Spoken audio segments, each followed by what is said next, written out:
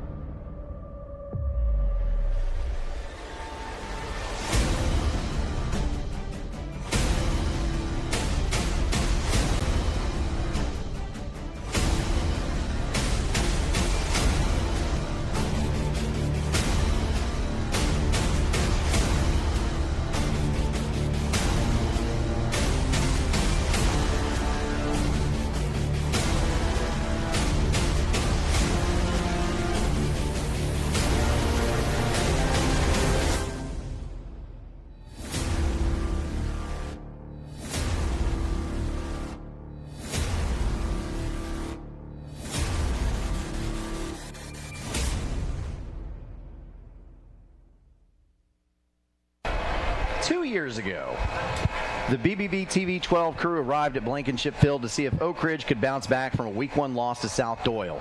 The Wildcats were coming off of a state championship appearance in 5A, and there was excitement about the potential of what would be the last team that Joe Gaddis would coach.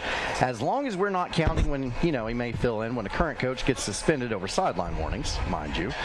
My partner and I watched as a Bearden team that finished the previous year 4-7 defeated Oak Ridge, and it was ugly. The final score was 14-9, and at that time, we knew that the Wildcats were probably in for a long season. And we were right. Oak Ridge seemed like it was on the way down, and Bearden was on the way up. Coach Gaddis stepped down that season, and a coach with a history of winning took over. That was Scott Cummings, and things did improve, but it wasn't good enough. And again, Bearden got the win in the series last season. The Bulldogs finished 7-5 after a playoff win. Oak Ridge was 7-6 after 2 playoff wins. Cummings was let go, and Derek Rang was hired. That move seems to have paid off as the Wildcats now sit in Week 9 with a 6-1 record and should be the favorites to win the region title. But Bearden sits at 5-2 and could very easily be undefeated. After taking care of business last Friday against Cleveland, the Bulldogs have a date in Week 11 against Bradley Central for a season championship. 2 years ago, we saw a great game because both teams were about the same amount of mediocre. Now we anticipate a great game because both teams are 2 of the best in the state. Can Oak Ridge end the losing streak in the series, or will Bearden keep building momentum in a season that has already seen the Bulldogs knock off Maryville and rival Farragut? We'll find out tonight on our OEB Law Game of the Week. Day or night, 24/7. Someone will be there to answer and give you a free consultation. Get to work on your case immediately. Call 865-546-1111 or visit the website. Full of helpful information, wreckintoacheck.com. That's OEB Law. I'm Aaron Harvey, joined by the always colorful color commentator, Dr. and Coach Dan Shoemaker. It's been a magical season for Bearden, and I don't know if anyone expected this type of year out of Oak Ridge. It's certainly lucky for football fans that the 2 teams are still scheduled to play each other. Yeah, we've got the premier matchup tonight for sure. Both of these teams have been playing some really good football right now. Both of them are on winning streaks. I know that while there's not a lot of games to pick from this week, this is certainly a great game and promises to be a great contest tonight. Yeah, and even if there were a lot of great games to pick from tonight, this would still be one of the best matchups in the entire area, maybe the entire state of Tennessee. That's Coach Dan Shoemaker. I'm Aaron Harvey. There honestly isn't a whole lot going on around the area tonight, as we alluded to, but we'll tell you about what is, as well as preview tonight's game a little later, and we'll do it courtesy of Elaine Walden of East Tennessee Properties. Elaine Walden is the real estate agent you need, and she wants to prove it to you. Serving almost all of East Tennessee, she consistently produces multiple millions of dollars a year, so she can handle it for you. Call or text 423-619-6748. That's 423-619-6748. That is Elaine Walden of East Tennessee Properties, and we invite you to stay tuned for more of our Elaine Walden of East Tennessee Properties pregame show.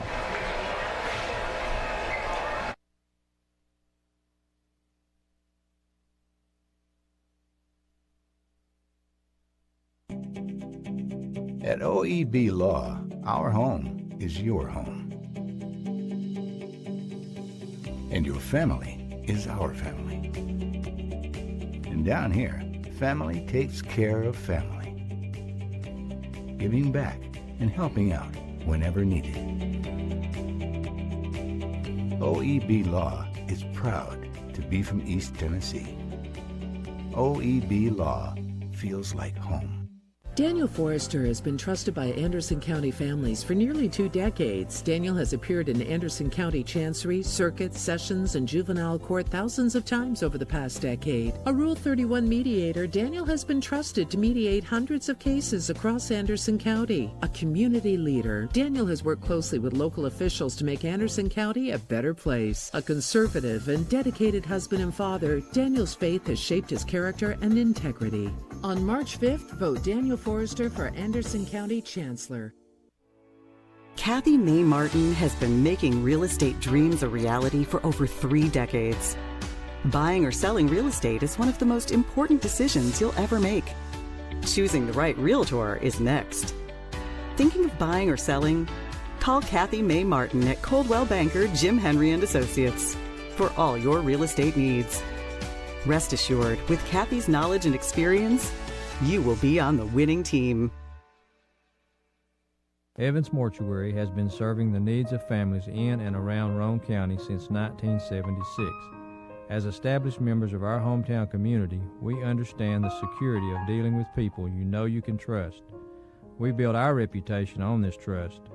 The Evans family appreciates the confidence the community has expressed in us over the years and will constantly strive to earn that favor. Evans Mortuary, 805 North Gateway. 1952. That's the year Hammers opened the first store in East Tennessee. Now there are 5 stores and there's always something new. Like in Hammers' popular ladies boutique department, you'll find the lowest price possible on new arrivals every week. Find similar deals in the men's department and the expanded rug department. Plus, special purchases always offer surprise savings. You never know what you'll find next at Hammers.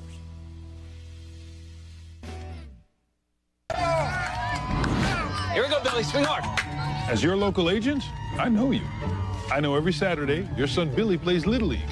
We sponsor his team. And we know you love parking way too close to the field. That's why we tailor a unique policy for you and your car. Because sometimes something from out of left field can literally come from out of left field. That's simple human sense. Ask Griffin Insurance Agency in Kingston if auto owners make sense for you.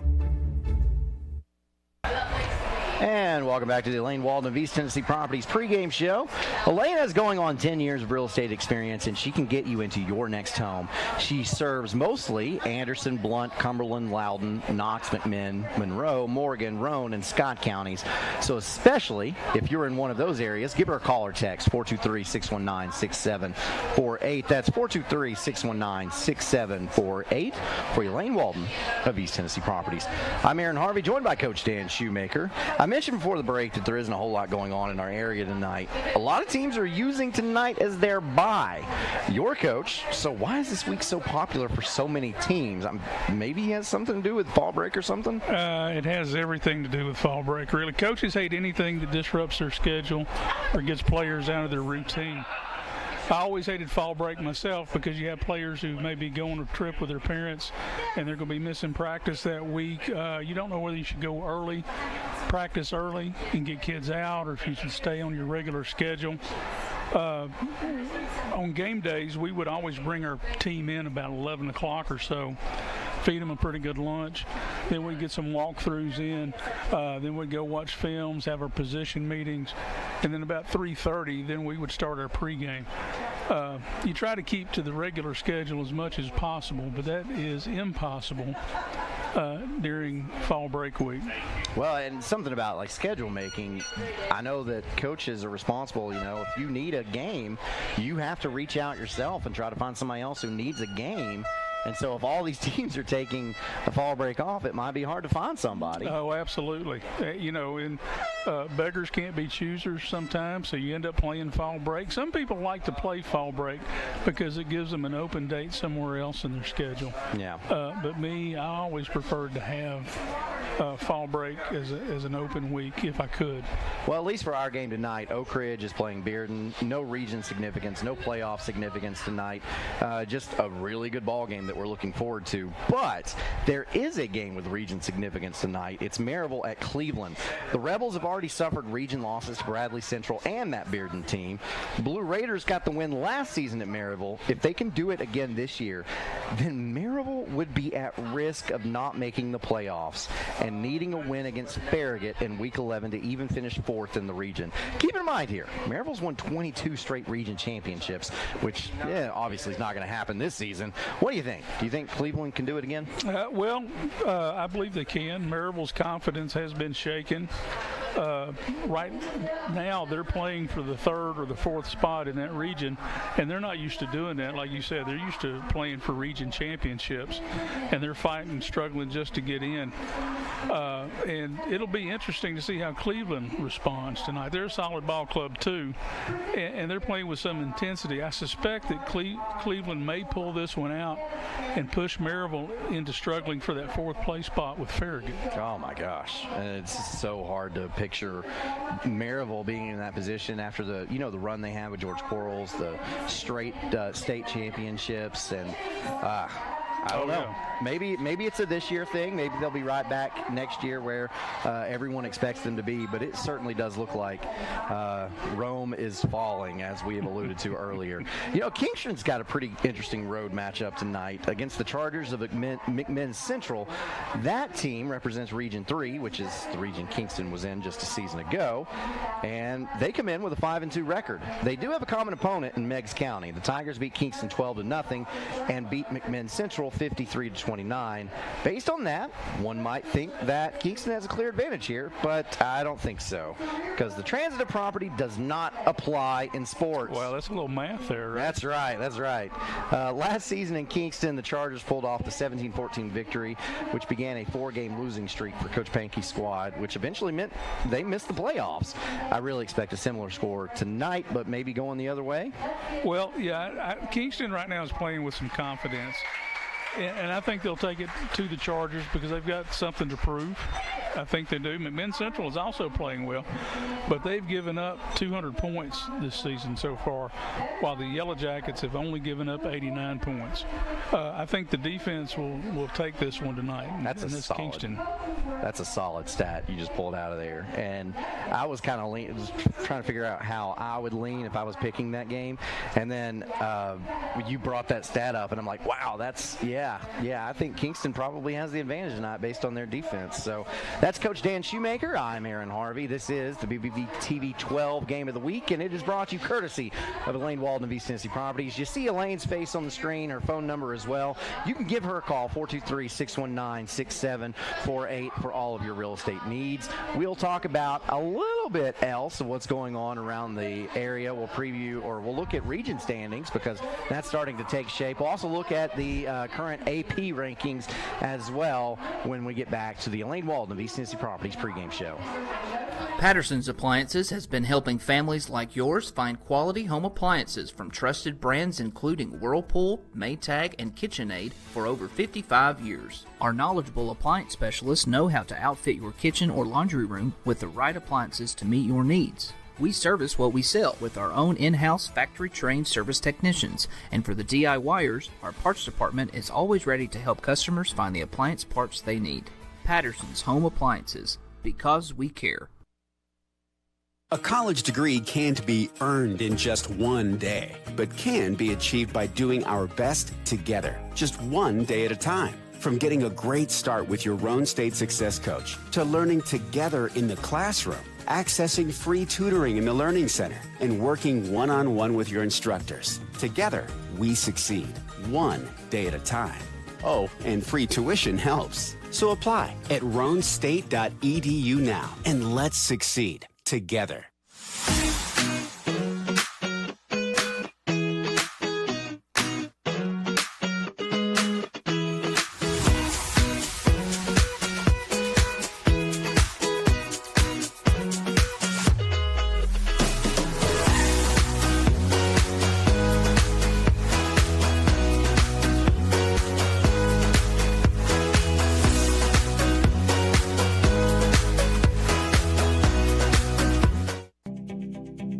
At OEB Law, our home is your home.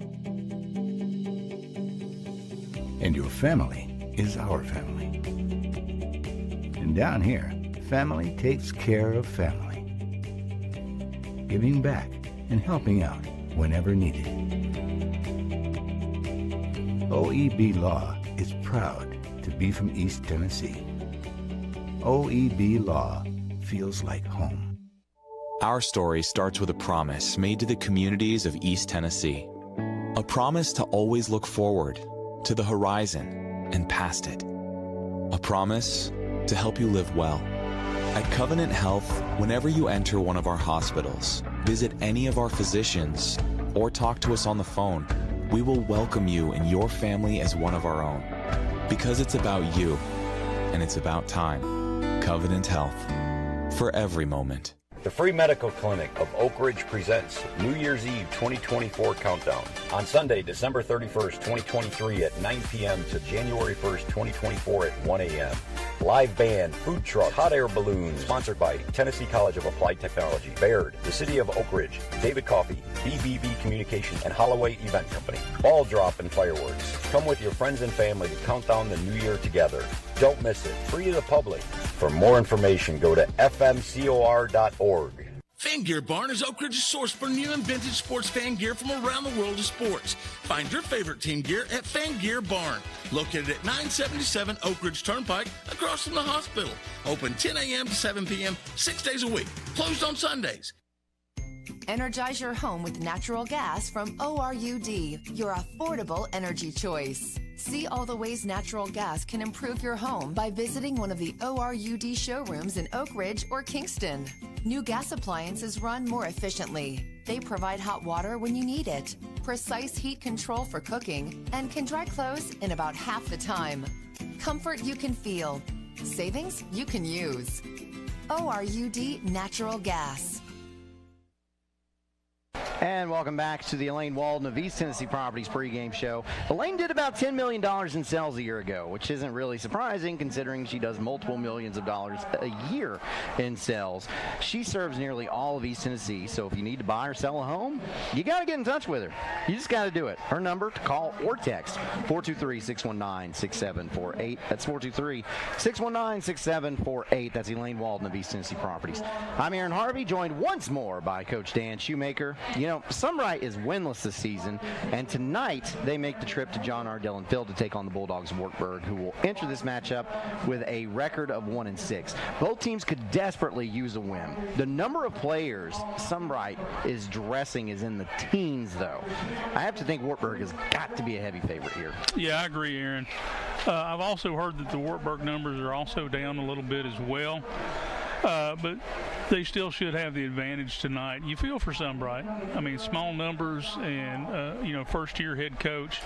When I took over the Wartburg program, they were on a 32-game losing streak. We had seniors who had never won a ball game that were dressing for us. So I know how it feels in Sunbright. I know what that locker room's like. You just have to take it 1 week at a time and prepare the best you can and go out and give it your best shot each week.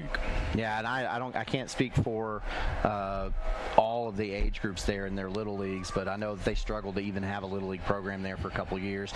That certainly hurts. But I can tell you one thing, their Crickets, which is the youngest age group there, they've only lost one game all season long. So the Sunbright Crickets doing good things. So they, maybe that'll start something going forward. Well, yeah, that's where it builds. Yeah. That's where it really starts. That's the feeder program into your middle school, and then that feeds into your high school program. So yeah, that's where it starts. And so that's a positive. A lot of those Sunbright parents and members of that community working really hard to get that rolling forward for all of those kids. So, the latest AP polls were released earlier this week across the state. So let's take a look at where people stand on those AP polls. Class 1A, you got to get down to number 6 before you get to somebody in our area, which is Coalfield. Whitwell is number 10, which is interesting because last week they were number 7, and then they got beat by Oliver Springs, and they dropped to 10, and Oliver Springs is not on that list, receiving 10 points. They did get 10 votes, so yeah, that is a positive. But yeah. You beat somebody, but then they're still ranked higher than you. So I don't know how that works. It wasn't even like that close of a game, honestly. No, not at all. Oliver Springs really took care of business, and I don't know. Maybe they're thinking because that one was in Oz. I don't know what they're thinking. But. Well, 10 points puts them probably at an 11 or 12. Yeah, outside that top 10. So, and now we will get set for our national anthem.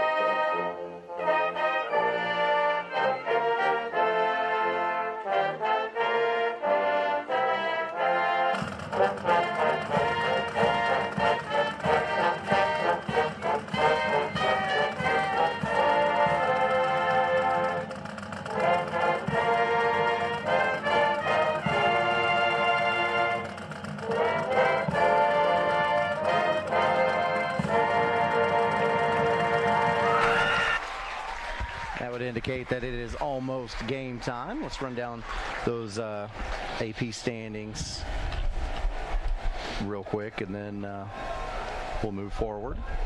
So that's Class 1A. Coalfield again sitting at 7-1. Their only loss this season coming against Sequatchie County. So Coalfield's having a pretty impressive year this year. York Institute undefeated, 8-0, leading those standings, but tied with Marion County.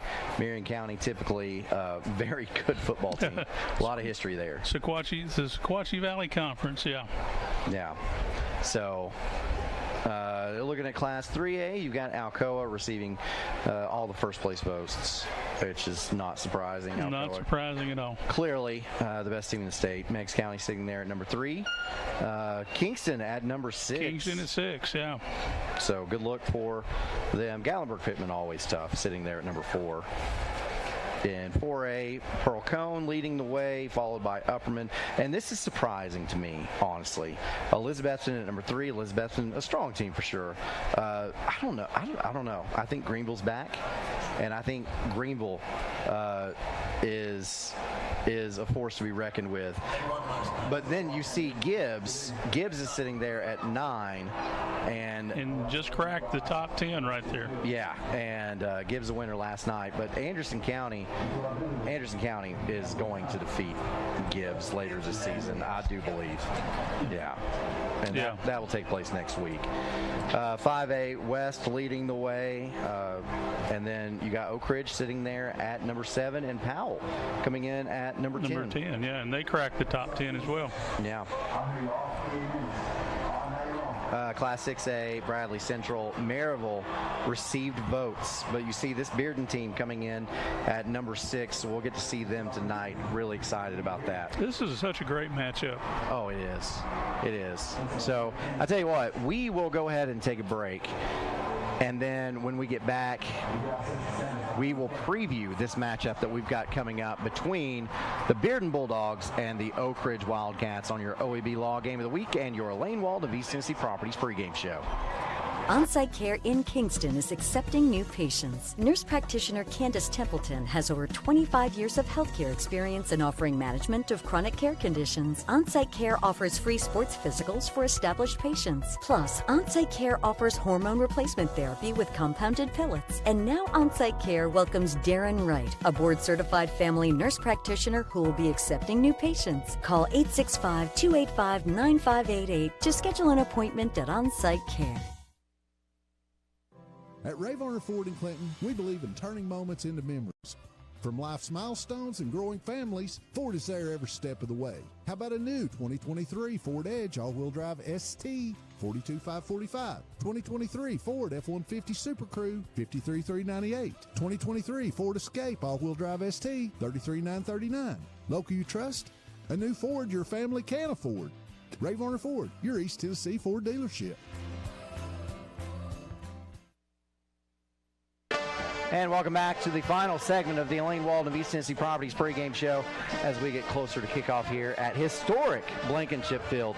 Elaine has the experience and integrity to take care of your real estate needs, and she serves nearly all of East Tennessee. Multiple millions of dollars in sales a year can't be wrong. If you need to buy or sell, give her a call or text 423-619-6748.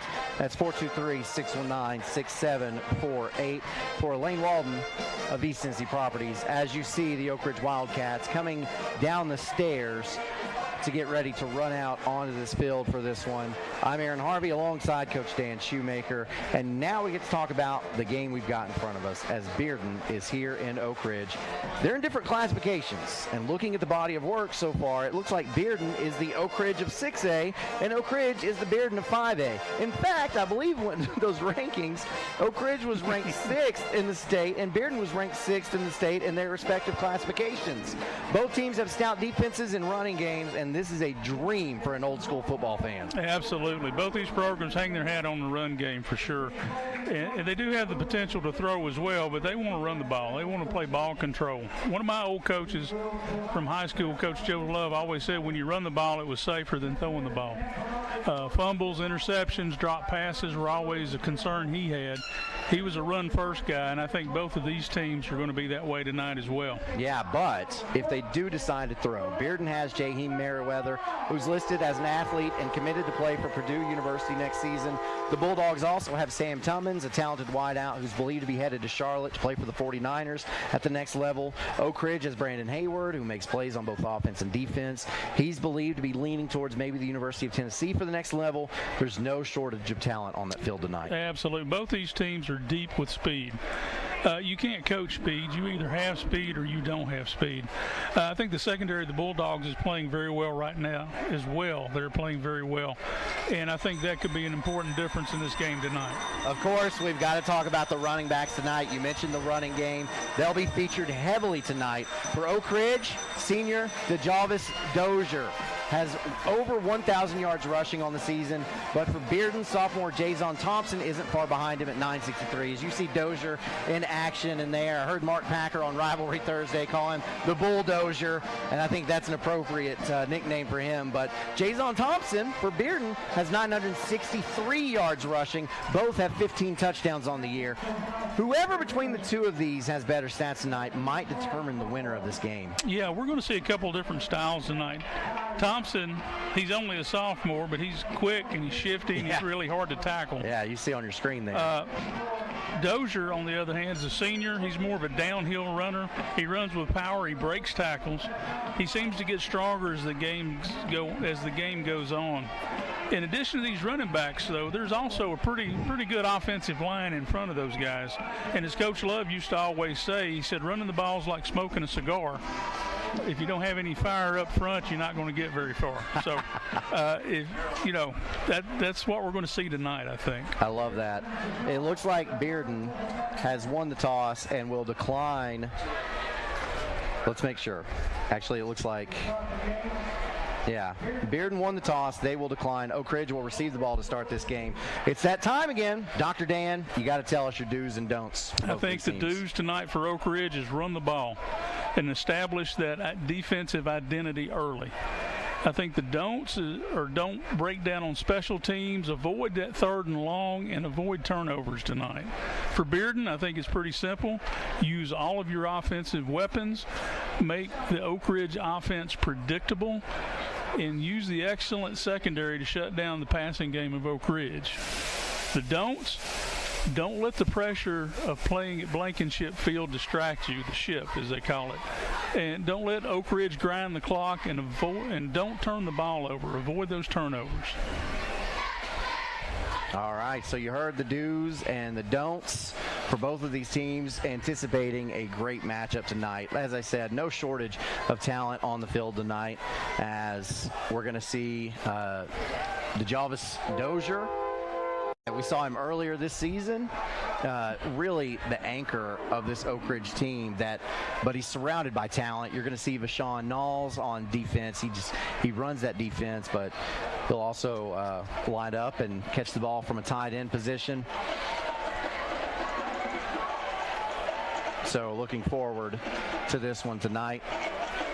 Getting set to kick this one deep for Bearden is Daniel Kinney, and this is our Davis Funeral Homes kickoff. Actually, I'm sorry, not tonight. It's Daniel Forrester for Chancellor kickoffs. Daniel Forrester for Chancellor. That is paid for by the committee to elect Daniel Forrester Chancellor, Christy Forrester Treasurer.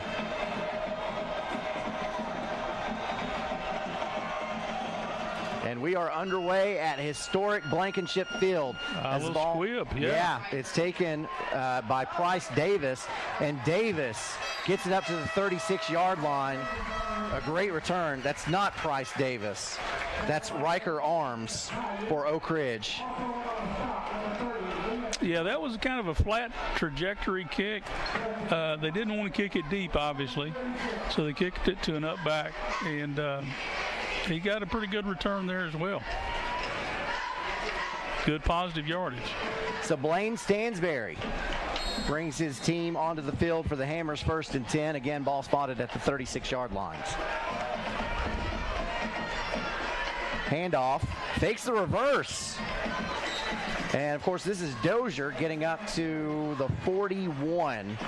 A quick pickup of 5. Yeah, nice little run there. A little fake back inside. A little hat on a hat blocking scheme out there. There's no kick out or anything. Just nice press, nice push up front. So Stansberry with Dozier and Almani Rembert in the backfield with him. Fakes the handoff, looks upfield. Now under pressure, Stansberry will tuck it and run, picks up 2 yards, which will make it a 3rd and about 3. I didn't see anything open downfield. Secondary had everything pretty much shut down. Yeah, Stansberry had to step up in the pocket there. Protection was good. That was kind of a coverage deal. Turns out they give him 1 yard. It'll be a 3rd and 4. Empty set. Yep. 5 wide. 3 wide outs to the right, 2 to the left. Stansberry, quick out. That pass is complete for the 1st down by Rembert. Yeah, nice little hitch inside right there. They needed 4, they got 6, and the chains move for another Hammers 1st and 10. He ran a nice route, and as soon as the cornerback's hips turned, he kind of planted and cut it back inside. hitch and goes in the future, I feel like. So Dozier in the backfield, man in motion. That's Will Presley. Dozier gets the handoff up the middle and picks up maybe a yard. Yeah, not much there. Not much there. So fake the jet sweep. But that Bearden defensive line did a great job plugging holes. Yeah, Ross Elder right there wrong-armed that kick-out block and was able to squeeze that really nice. Low snap, taken by Stansberry. Looks over the middle. That pass is complete. Wow, he was open. Yeah, and this goes to Vashawn Knowles. I told you would be catching passes from a tight end position. Yeah, that's a nice throw and catch. They just found a hole in the zone. Great ball placement. That moves the ball forward into Bearden territory. Another Hammers 1st and 10. Ball spotted at the 33 of the Bulldogs. When you play zone, you don't usually give up touchdowns, but you do give up passes underneath. So this is a very strong opening drive for Oak Ridge.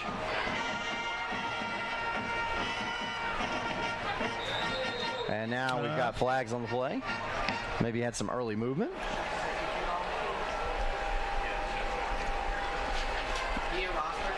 Dead ball, false start on Oak Ridge. So the Wildcats going backwards. And we will have a Hammers 1st and 15. That's one of those pre-snap penalties that I totally hate.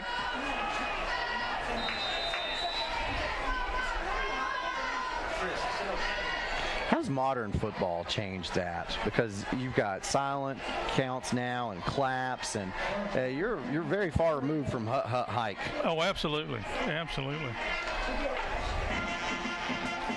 Handoff, Dozier. Dozier again picks up 2, and that'll make it 2nd and 13. Yeah, this second long, really behind schedule. But it's not really bothered Oak Ridge. They've had a couple of these, third and 4. They converted, and then a second long. No, surprisingly, Oak Ridge has had really nice success early through the air.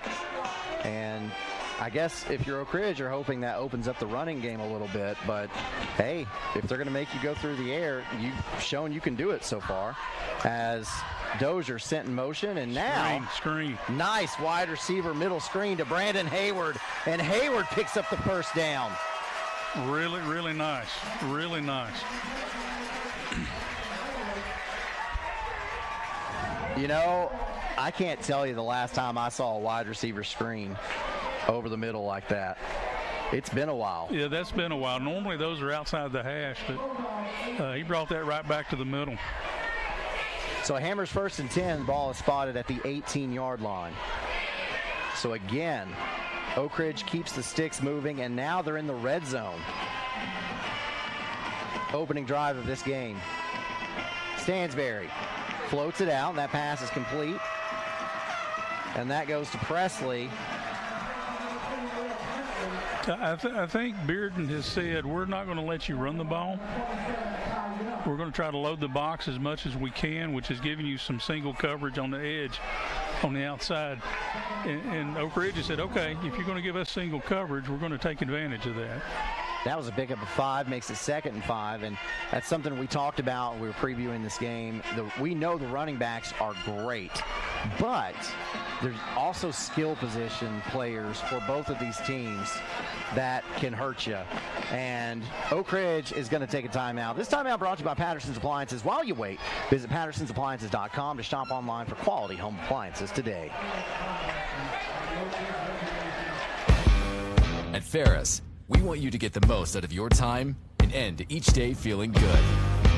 That's why we pioneered exclusive lawnmower suspension technology, allowing for full-speed mowing, even over the roughest terrain. Grow your business by getting more done in less time with Ferris. Ferris. Work hard, feel good. Found exclusively at independent Ferris dealers. Back to the OEB Law Game of the Week at historic Blankenship Field.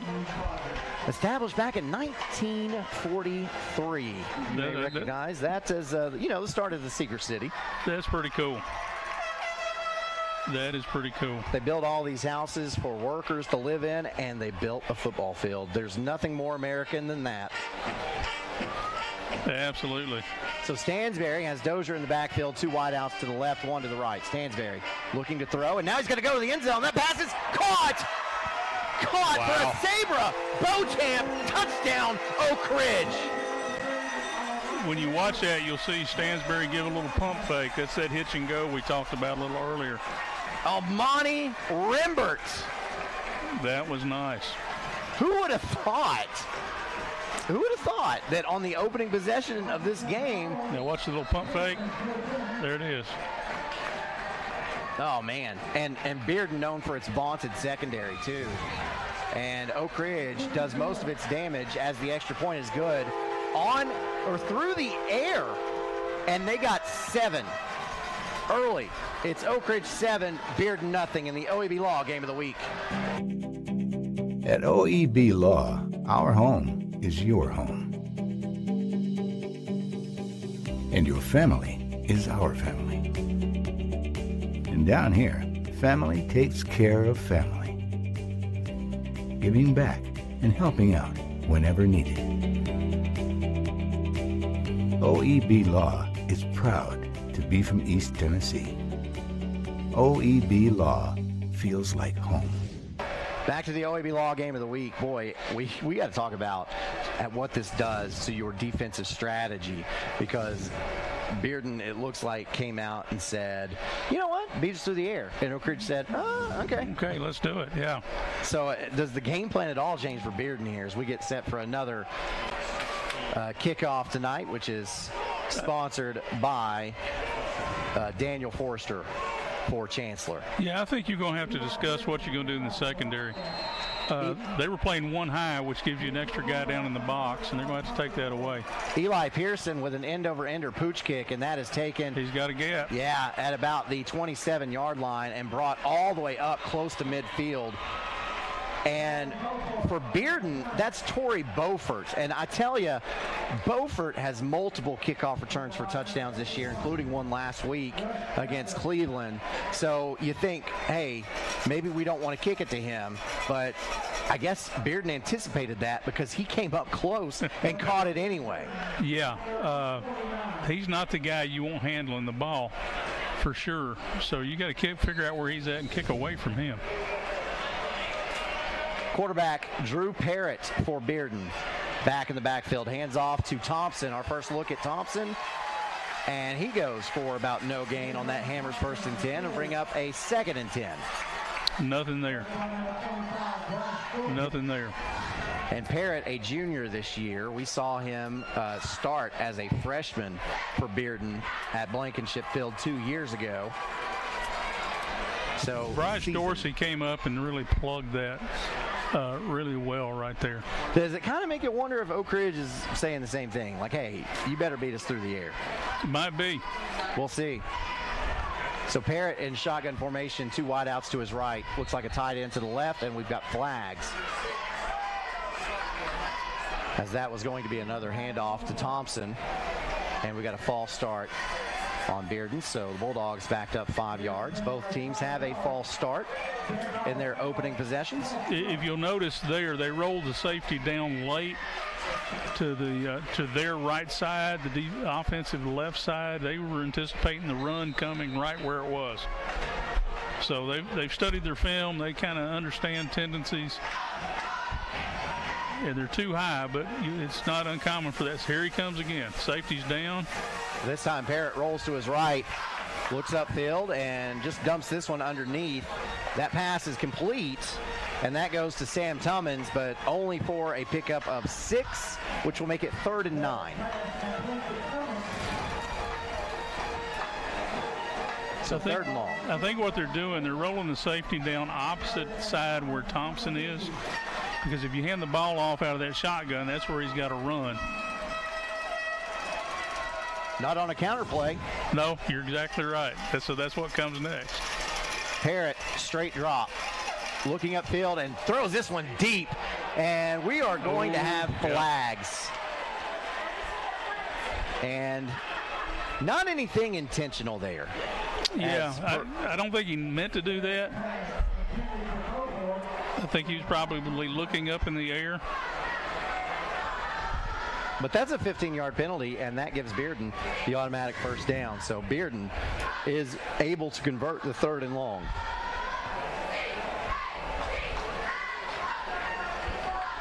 Yeah. So, look like... I think the coach for Oak Ridge is probably saying, hey, that was incidental contact. Yeah. But they're not buying it, so... So here's Bearden with the Hammers 1st and 10. Hand off Thompson. Thompson looks for running room over right guard. And it looks like they're going to give him about 3, which will bring up 2nd and 7. There, and you see Thompson did run to the same side that time, like you said here, and he cuts it back. They're trying to catch Oak Ridge rolling the safeties.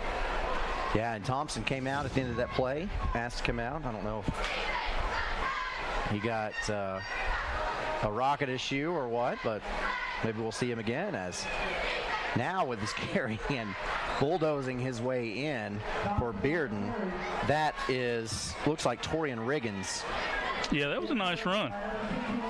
And Riggins, you see, is built differently, as now Bearden will quickly go up to the line on 3rd and short, and they will hand it off to Riggins again, and Riggins has the Hammers 1st and 10.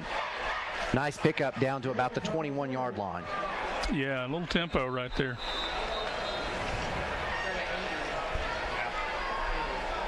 So not able to have much success with Thompson, but you bring in Riggins, who's more of a bruising type back. Oh, we got one down. Yeah, now we have an injury on the field. And I can't get a number at this time. Looks like maybe number 8. That might be Izzy Mitchell, a defensive back. So they'll check on him, and while they do that, we'll go to break. This is the OEB Law Game of the Week. Daniel Forrester has been trusted by Anderson County families for nearly 2 decades. Daniel has appeared in Anderson County Chancery, Circuit, Sessions, and Juvenile Court thousands of times over the past decade. A Rule 31 mediator, Daniel has been trusted to mediate hundreds of cases across Anderson County. A community leader, Daniel has worked closely with local officials to make Anderson County a better place. A conservative and dedicated husband and father, Daniel's faith has shaped his character and integrity. On March 5th, vote Daniel Forrester for Anderson County Chancellor. Kathy Mae Martin has been making real estate dreams a reality for over 3 decades. Buying or selling real estate is one of the most important decisions you'll ever make. Choosing the right realtor is next. Thinking of buying or selling? Call Kathy Mae Martin at Coldwell Banker Jim Henry & Associates for all your real estate needs. Rest assured, with Kathy's knowledge and experience, you will be on the winning team. Back to your OEB Law Game of the Week. And yeah, the helmet has been taken away. Yeah, that's a sign that he's not coming back. Yeah. I hate that for that young man, because it's a big ball game. So Hammers 1st and 10 for Bearden. Got motion, and now Riggins with the carry again, and Riggins powers over the 20 and being shoved back. Looks like they will grant him the 18-yard line. Pick up a 4 will be 2nd and 6. Yeah, the little orbit motion there. And then just a straight handoff. Right side of that offensive line got a really nice push.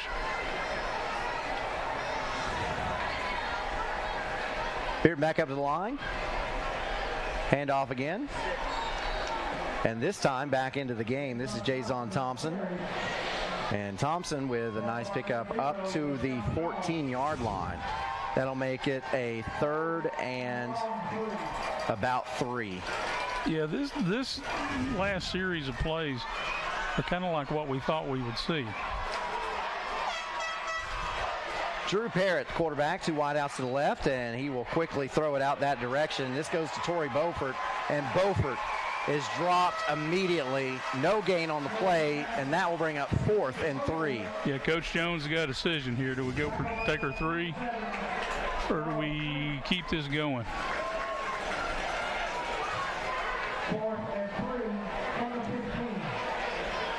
And it looks, yeah, it looks like we're bringing the kicker in.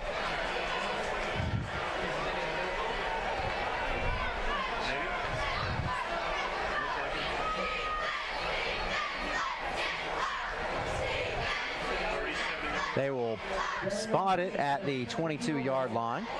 So this will be a 32-yard attempt for Daniel Kinney, the junior. I watched him in warm-ups earlier. He's got a nice leg. Kinney from the left hash, snap, set, kick is on the way. That kick is good. Bearden answers, but with 3. With 2:42 left to go in the first quarter, it's Oak Ridge 7, Bulldogs 3 in your OEB Law Game of the Week. Evans Mortuary has been serving the needs of families in and around Roane County since 1976.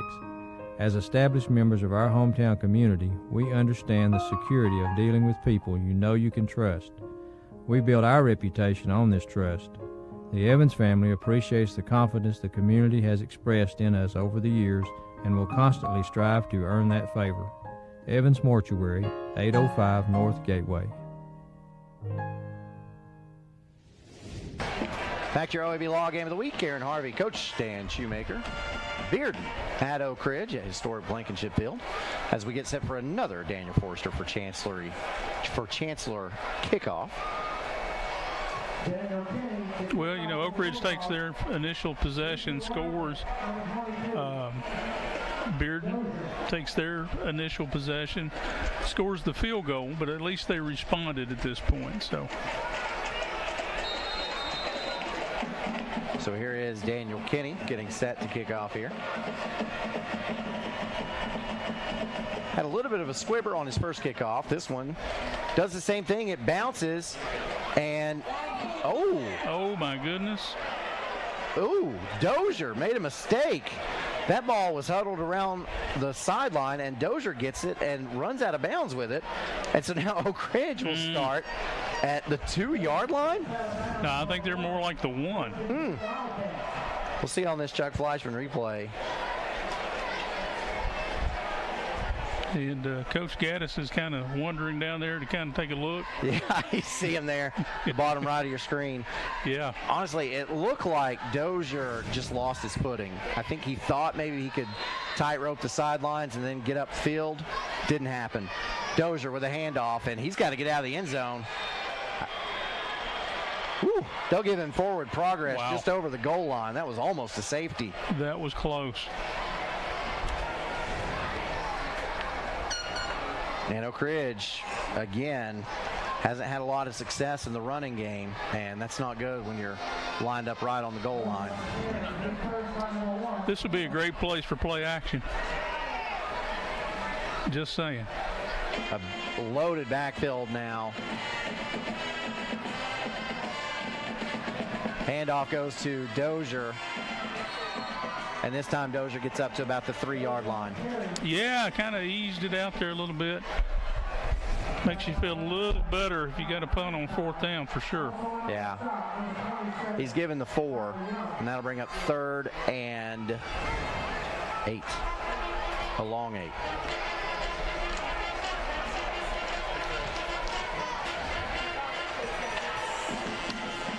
Wow, they've not lightened the box at all. Stansberry with Dozier to his left in the backfield. 2 wide receivers to the left.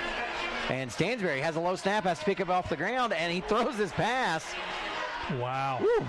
Intended for Rembert, and it falls incomplete. So a quick 3 and out for Oak Ridge, and they'll have to punt this thing out of the back of their own end zone. They had to pick it up off the ground, roll, and I really, you know, probably a good thing that was incomplete because a better throw might have been picked.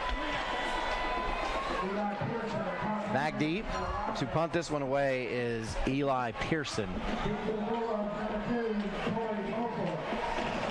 Now Beaufort is set to receive this one, and Pearson with a great punt to kick it away from him, but Beaufort's going to pick it up anyway. Takes his time, crosses midfield, and he is driven down by two different Wildcats. That was good coverage. That was a great kick, by the way.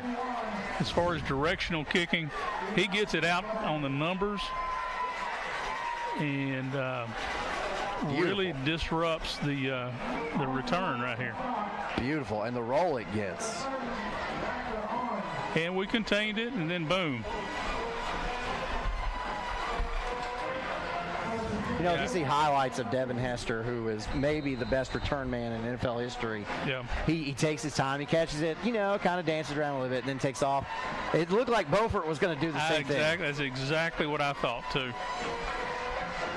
So here's Parrott, hands off to Thompson. Thompson this time picks up 8 on the Hammers 1st and 10. It'll bring up 2nd and 7. Down to about the 42 of Oak Ridge. Yeah, that was a nice run. That's more what we were expecting to see.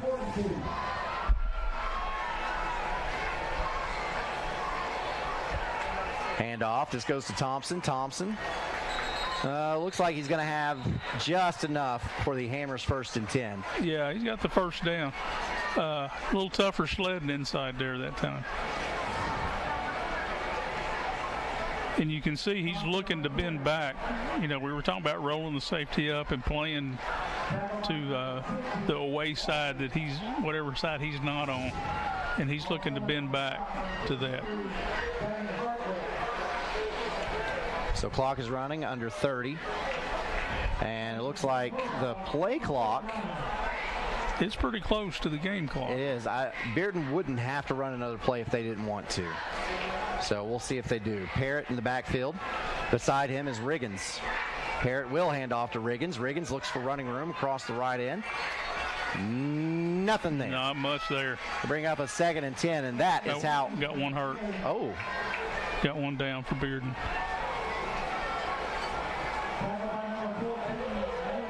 Certainly do. So I believe, though, this should, unless the timeout's called, take us to the end of our first quarter. And they are calling at the end of the first quarter, so they'll check on that injured player. But we've got a good one. It is Oak Ridge striking first with a touchdown, Bearden following it up with a field goal. Then you got a couple stops, and now Bearden in Oak Ridge territory will have the second quarter when we get back to the OEB Law Game of the Week. 1952. That's the year Hammers opened the first store in East Tennessee. Now there are 5 stores, and there's always something new. Like in Hammers' popular ladies' boutique department, you'll find the lowest price possible on new arrivals every week. Find similar deals in the men's department and the expanded rug department. Plus, special purchases always offer surprise savings. You never know what you'll find next at Hammers.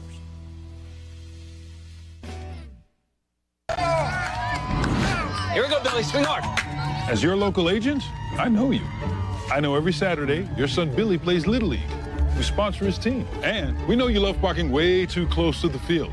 That's why we tailor a unique policy for you and your car. Because sometimes something from out of left field can literally come from out of left field. That's simple human sense. Ask Griffin Insurance Agency in Kingston if auto owners make sense for you. And we're back to the OEB Law Game of the Week, getting ready to start this second quarter. Bearden has it 2nd and 10 at the Oak Ridge 39. As here is a handoff. This is to Riggins, and Riggins picks up a quick 14 yards, and he'll have enough for the Hammers 1st and 10. Again, he's bringing it back to the backside. Nice run, nice vision right there for that young man. Torian Riggins. And he'll get the carry again. Going left this time, maybe lost a couple inches on the play. That'll bring up 2nd and 10. Yeah, not much there. And now with the check presentation, you see the cheerleaders have it there. OEB Law gives $1,000 to the homeschool of every game that we cover. They also give $1,000 to the homeschool on the Rivalry Thursday games as well. Just one way that OEB Law gives back to the community. And again, we are proud to have them on board with us. As Thompson gets the carry going right, a flag comes out, and Thompson's run out of bounds at about the 16-yard line, close to a first down. Probably got a hole out there on the end. And that's what it is. Yep.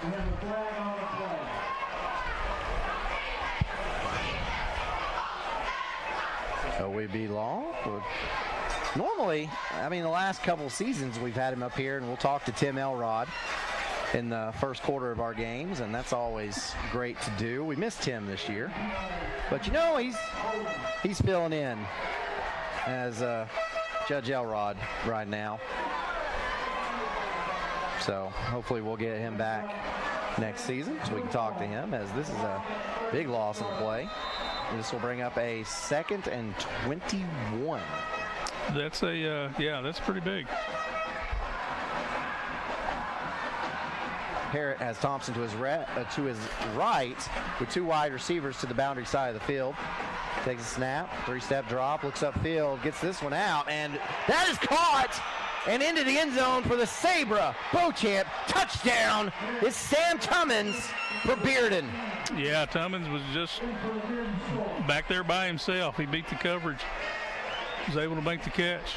A 36-yard touchdown pass from Drew Parrott, and Bearden has taken its first lead of the game.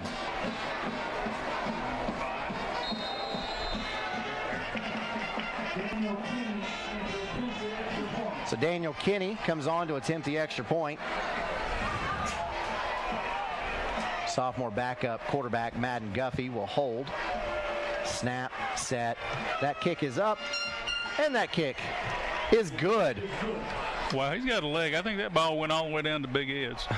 I believe it did. That was a long extra point right there. So Bearden responds and takes the lead on a 31-yard touchdown pass. And we thought it would be the running backs that are featured, but our 2 touchdowns have come through the air. It is Bearden 10, Oak Ridge 7, and your OEB Law Game of the Week. Patterson's Appliances has been helping families like yours find quality home appliances from trusted brands including Whirlpool, Maytag, and KitchenAid for over 55 years. Our knowledgeable appliance specialists know how to outfit your kitchen or laundry room with the right appliances to meet your needs. We service what we sell with our own in-house factory-trained service technicians, and for the DIYers, our parts department is always ready to help customers find the appliance parts they need. Patterson's Home Appliances, because we care. Back to your OEB Law Game of the Week. Daniel Kinney set for this Daniel Forrester for Chancellor kickoff. And we had a snafu last time he kicked off, as Dozier ran out of bounds at his own 1-yard line. Let's see what happens here. Kenny's kick is again to the left side of the field, and Dozier will catch this in the end zone. That is an automatic touchdown in TWSAA football. So, all right, did I say touchdown? Yeah, touchback. That is a touchback. I'm sorry. That is not an automatic touchdown. That would be weird. So instead, Oak Ridge will have a Hammers 1st and 10 at the Wildcat 20-yard line. It would put a premium on kickers. It would definitely would, yeah. You'd have kickers getting NIL deals all over the place. Exactly. So Blaine Stansberry with Dozier in the backfield. Dozier gets the carry over left side, and Dozier up ahead to about the 30. That is going to be enough for a Hammers 1st and 10. Still running. Runs hard. This young man runs hard. Runs through contact. As you see on the Chuck Fleischman replay, there's 1, 2, 3, 4. Took 4 Bearden Bulldogs to finally get him down. Pickup of 10. Another Hammers 1st and 10. Stansberry looks. Now gets this one out quickly. And this goes to Will Presley. Presley is going to be bottled up for no gain. That'll make it 2nd and 10. Wow, that whole pile of them showed up over there, didn't it? Yeah. Wow. Talk about running to the football. On defense, you always yell about running to the ball, run to the ball, run to the ball. Here they come. Yeah, and that's good coverage there for Bearden, and Kai Young kept Presley in place until he could get help. And get help he did. A whole pack of Bulldogs. Stansberry takes snap, rolls to his left, looks upfield. That pass is complete. Wow. To Brandon Hayward, and Hayward has enough for the Hammers first and 10. Yeah, what a well-placed football. Runs a speed out right there, and just a nice throwing catch. And Stansberry was rolling to his left. Yeah, that's never an easy throw for a quarterback, for a right-handed quarterback. So Hammers first and 10. Oak Ridge set up at the Wildcat 45-yard line. Again, Stansberry with Dozier beside him. This time Dozier will get the carry, gets a hole, gets up the sideline, tries to get there, and he will be tripped up by his shoelaces, but not before a pickup of 13 yards into Bearden territory for another Hammers first and 10. I think if he's not tripped up, he's probably taking that one to the house. Oh boy, it looked like it. Ooh, great tackle that time. And for Bearden, that is Ethan Courvoisier.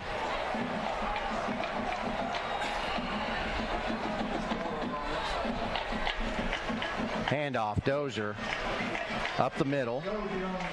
Quickly picks up about 2, and that'll bring it 2nd and 8.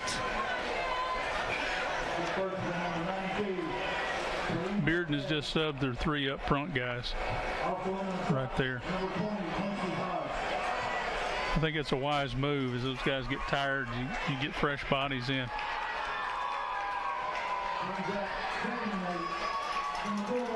Oak Ridge, the play clock's not running. Oh, there it goes. So it's down to 20.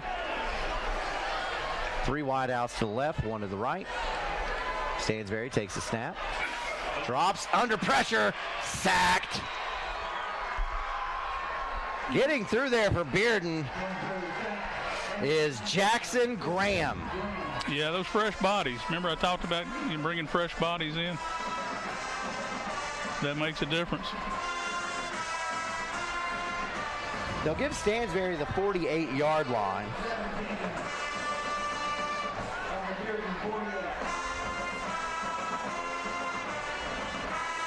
So this will be a 3rd and 16, it looks like.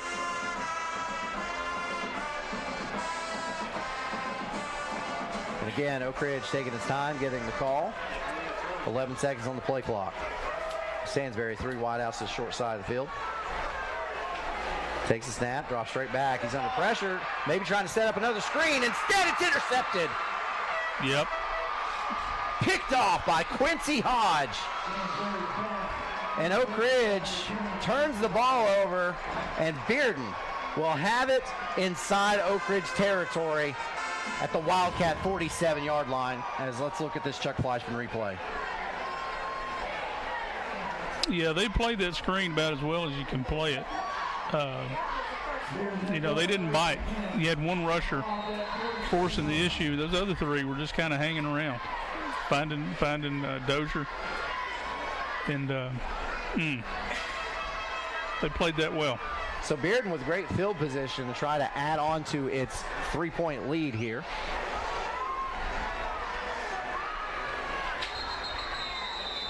And we've got whistles.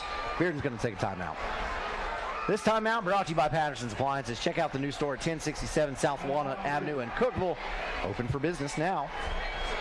A college degree can't be earned in just one day, but can be achieved by doing our best together, just one day at a time. From getting a great start with your Roan State Success Coach, to learning together in the classroom, accessing free tutoring in the Learning Center, and working one-on-one with your instructors. Together, we succeed, one day at a time.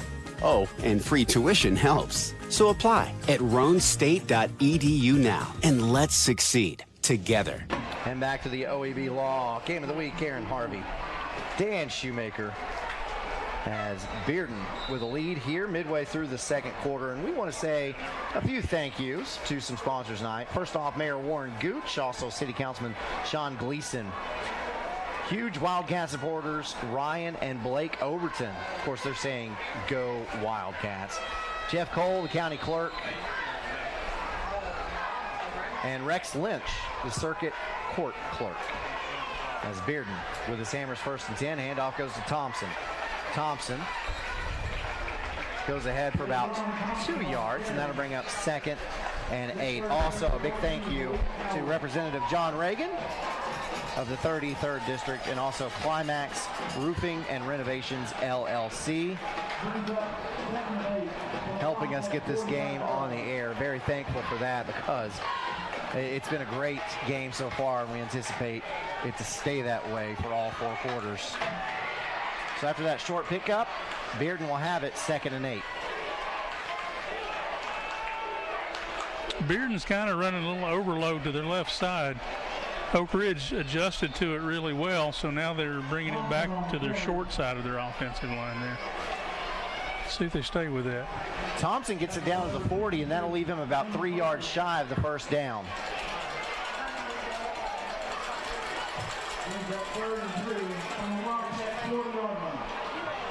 So big 3rd down here for Oak Ridge. If you look to the left side of the Bearden line, you've got 4 blockers over there. Oh, yeah. Handoff. Not Dozier. Riggins. That's Riggins. He kind of looks like Dozier, and he's got the same number of Dozier, but wrong team. He will not pick up the 4th down. Pickup of about 2.5 will make it 4th and less than half a yard. And here they go. Bearden doesn't hesitate. Parrott back up the line. No hard count. Handoff goes to Thompson. Thompson almost broke it into the second level. He had a seam right there. Nevertheless, Thompson has enough for the Hammers 1st and 10. Ball spotted at the Oak Ridge 31-yard line. As you see that check flash from replay. Yeah, he had a nice little seam right there. He's got good vision as a back, which is always important. Just a sophomore. Good grief. Parrott looks upfield. That pass is. It's complete. Wow. Beautiful throw to Tummins. It looked like hitch and go, but they didn't bite on the hitch and go, so then they broke it off as just a little out. That's nice communication between the quarterback and the receiver. Hammers 1st and 10, ball spotted at about the 14-yard line. Parrott with Thompson to his left. Handoff goes to Thompson, moving to his right, and he is nothing there. Stacked up. Nothing there. Looks like they'll give him about 2, and that'll be a 2nd and 8. But yeah, stacked up. Oak Ridge stacked up that line. That's 2 more than I thought he got. And Thompson had nowhere to go with it. We've moved under 5 minutes to go in this first half. 4:30, in fact. Bearden threatening.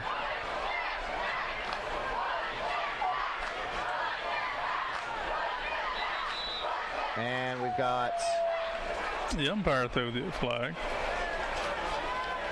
And the Oak Ridge players are clapping. For good reason. That's a false start on Bearden. So instead of a 2nd and 8, the Bulldogs will have a 2nd and 13, ball spotted at the 17.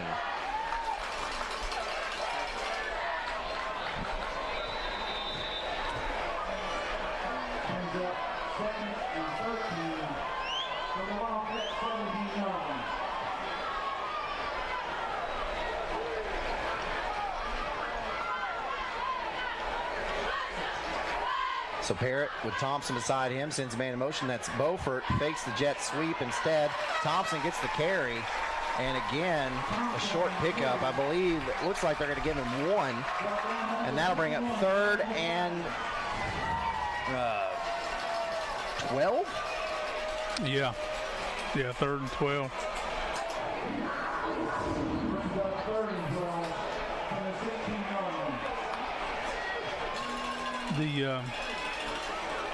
Surely this is going to be a throwing down.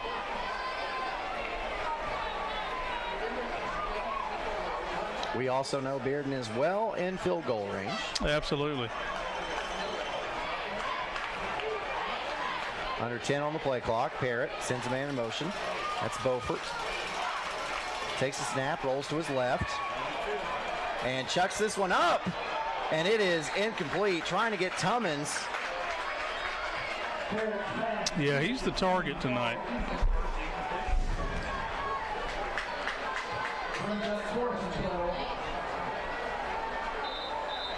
The underneath route was open, but it would leave you so short. I mean, you still need 9 yards on 4th down, be 4th and 9. So that's really not a good option. And Oak Ridge has a player injured. Oh, I didn't see that. Yeah, it's in the back corner of the end zone, trying to get a number.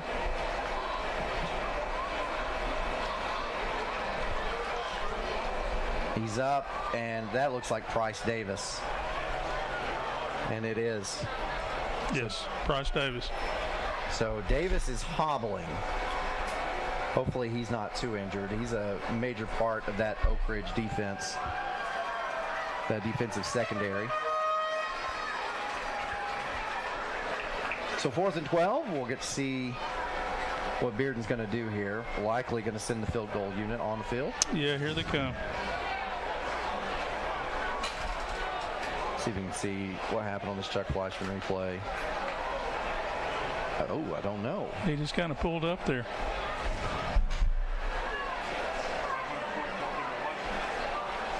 And I don't want to speculate, so I won't. Instead, I'll just say thank you to Chuck Fleischman, sponsoring our replays here again on our OEB Law Game of the Week.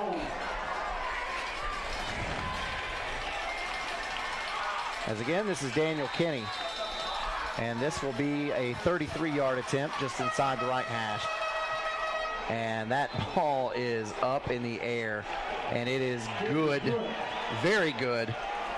And Bearden adds on to its lead. The Bulldogs now lead over Oak Ridge by a score of 13-7 with 3 minutes exactly to go in the second quarter of our OEB Law Game of the Week.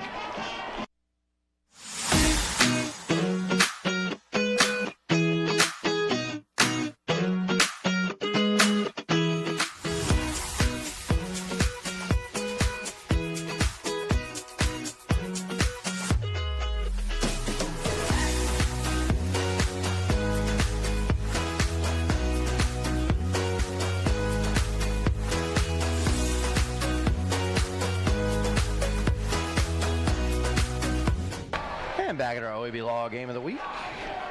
Some scoring updates for you, and this one is shocking to me. Heritage is up on Lenoir City 14-0 at the half. In the second quarter, Maryville is up on Cleveland 10-0. Okay. Bradley Central leads Red Bank 7-0 in the second quarter.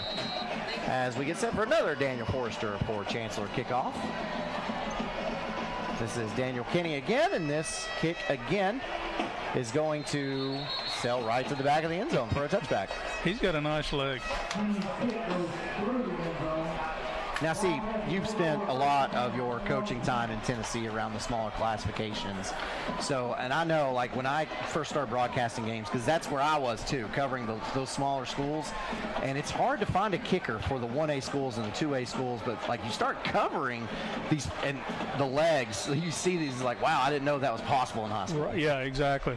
Exactly. You find that one kid that can kick in your school on your team, and you work him at it.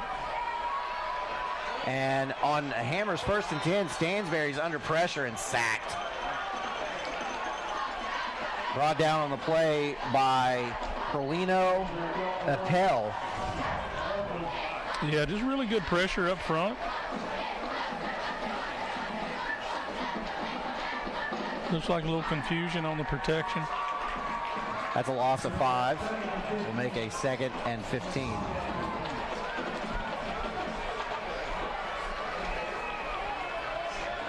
I really didn't see anybody open down the field either.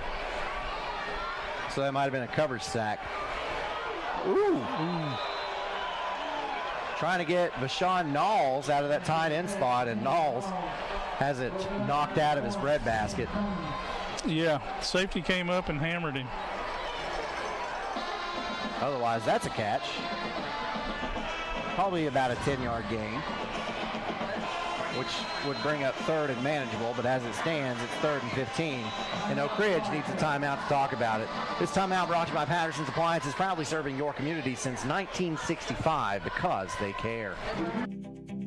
At OEB Law, our home is your home.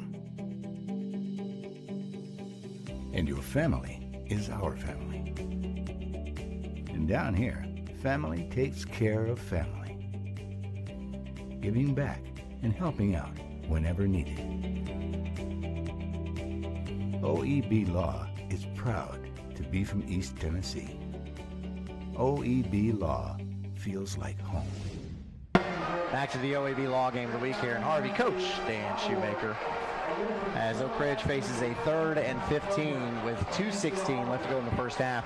Remember, Bearden won the toss, and they deferred to the second half. So the Bulldogs will get things started on offense after halftime. Yeah, the pass to Nall right there, the short tight end pass. If you can get a post in behind that, because the safety came up and hammered that really hard. If you can get a post in behind that, then that should be a big play. And now just a draw play to Dozier. And Bearden is going to take a timeout to try to preserve some clock here, give themselves a chance to run a 2-minute offense and try to score before halftime. This timeout brought to you by Patterson's Appliances. They service what they sell with in-house factory-trained appliance service technicians. Our story starts with a promise made to the communities of East Tennessee. A promise to always look forward, to the horizon, and past it. A promise to help you live well. At Covenant Health, whenever you enter one of our hospitals, visit any of our physicians, or talk to us on the phone, we will welcome you and your family as one of our own. Because it's about you, and it's about time. Covenant Health, for every moment. Back to the OEB Law Game of the week. Out of that timeout, we noticed there was a flag on the sideline. And we're about to figure out what that flag was for. I saw the officials writing something down in a notebook. That's never good. Personal foul.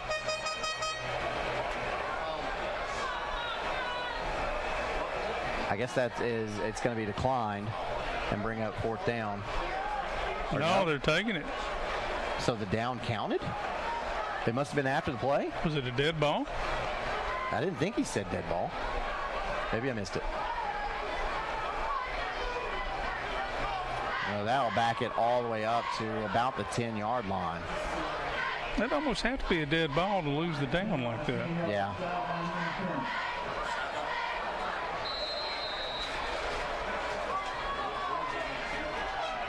Eli Pearson to punt this one away, and it's a wobbly spiral that takes a bounce and will be fielded on that bounce. And this is Sam Tummins on the return, and Tummins gets it into Oak Ridge territory to about the 43-yard line.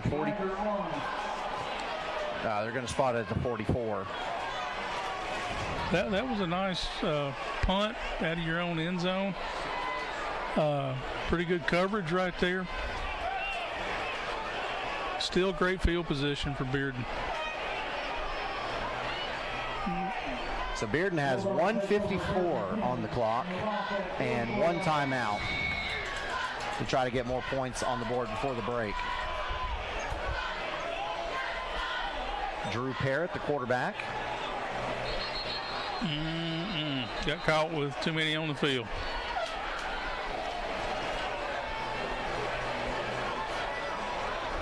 Sure enough.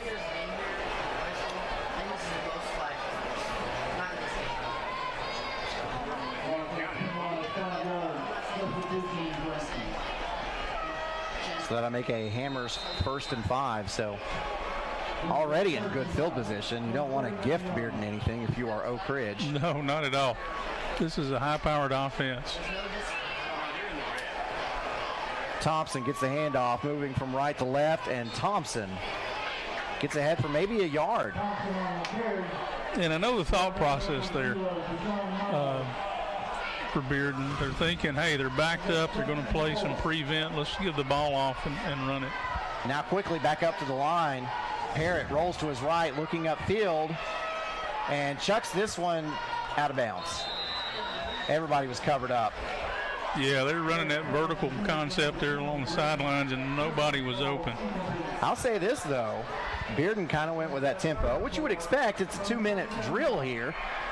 But Oak Ridge looked confused getting up to the line. They weren't completely set when that ball was snapped. No, they weren't.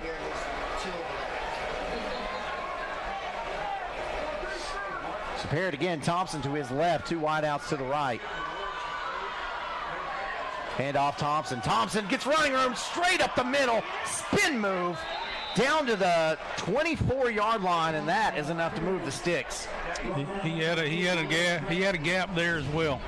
See on the Chuck Fleischman replay. Nothing fancy there. They're just putting a hat on a hat, pushing, and letting him find the gap. Hammers 1st and 10. Bearden quickly back up to the line. Here's the snap. Parrott rolls to his right. Looks upfield for the end zone. That pass is caught. Touchdown. Sabra, Beauchamp, touchdown. Yeah, Bearden. We got a little extracurricular down here. Yeah, I think Mr. Miyagi taught him how to do the crane. Yeah, and we spun the ball. Yeah. And that goes to Torrey Beaufort, but, you know, if you're Beaufort, you got to keep that stuff in karate class.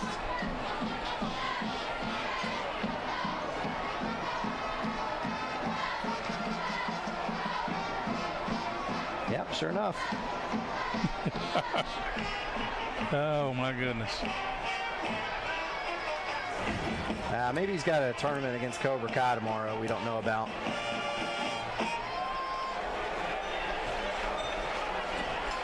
All right, so that will be assessed on the kickoff, obviously, as Bearden will get set to attempt this extra point.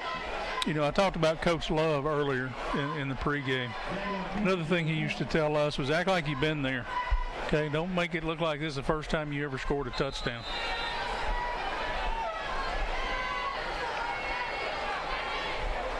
Daniel Kinney on to attempt this extra point. And it is up. And it is good. Bearden runs the 2-minute offense in 1 minute, and they put 7 more on the board. The Bulldogs now lead over the Wildcats 20-7 in our OEB Law Game of the Week. The Free Medical Clinic of Oak Ridge presents New Year's Eve 2024 Countdown on Sunday, December 31st, 2023 at 9 p.m. to January 1st, 2024 at 1 a.m. Live band, food truck, hot air balloons, sponsored by Tennessee College of Applied Technology, Baird, the City of Oak Ridge, David Coffey, BBB Communication, and Holloway Event Company. Ball drop and fireworks. Come with your friends and family to count down the new year together. Don't miss it. Free to the public. For more information, go to fmcor.org. Back to the OEB Law Game of the Week, and I'll editorialize here for just a moment. I don't mind the kids having fun, as long as it's not directed at the other team. But again, these are high school kids with emotions, so you don't know how they're going to handle that sort of thing. Oh, absolutely. You know, and I think too many times we try to do things to take, I say we, the football gods who make these rules try to take a lot of the fun out of it. So, yeah. So Kenny gets set for the Daniel Forster for Chancellor kickoff here. And he will have to kick off 15 yards behind where he normally does because of that penalty. And this one just kind of pooch up into the air, and it's taken about the 30. And up to about the 42-yard line. Rocky Brown on the tackle. And on the return is Riker Arms, his second return of the game, by the way. 1 minute, 60 ticks left.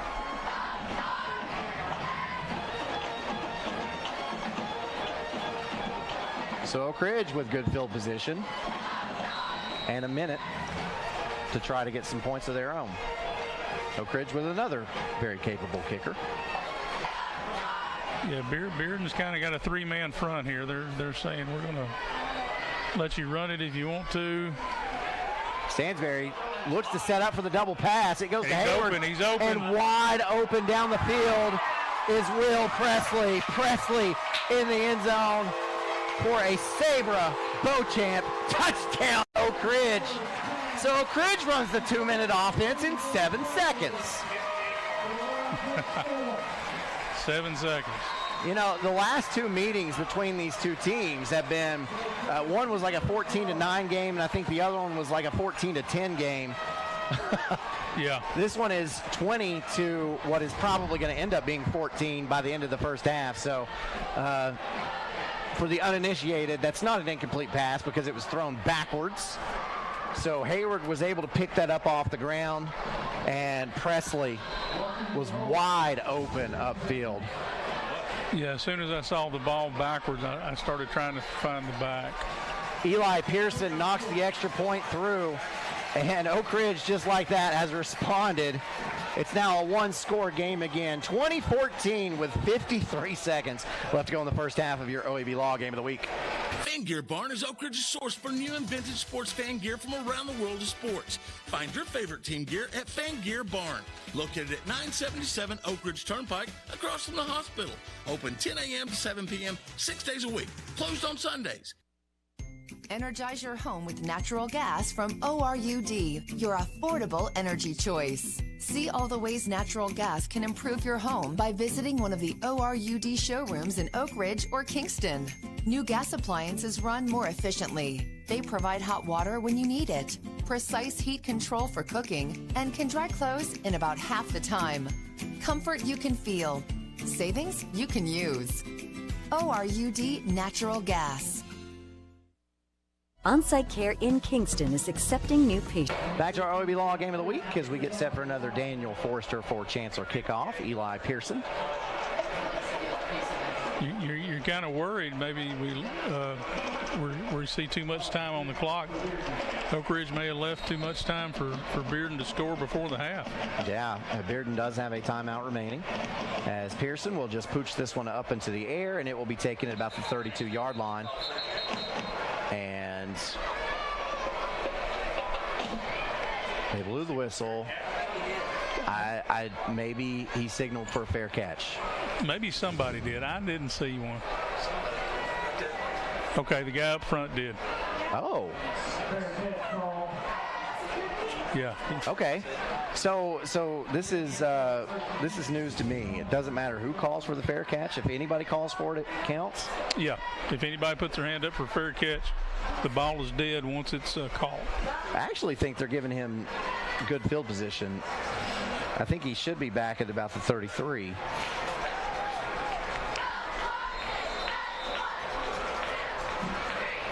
Regardless, it's a Hammers first and 10.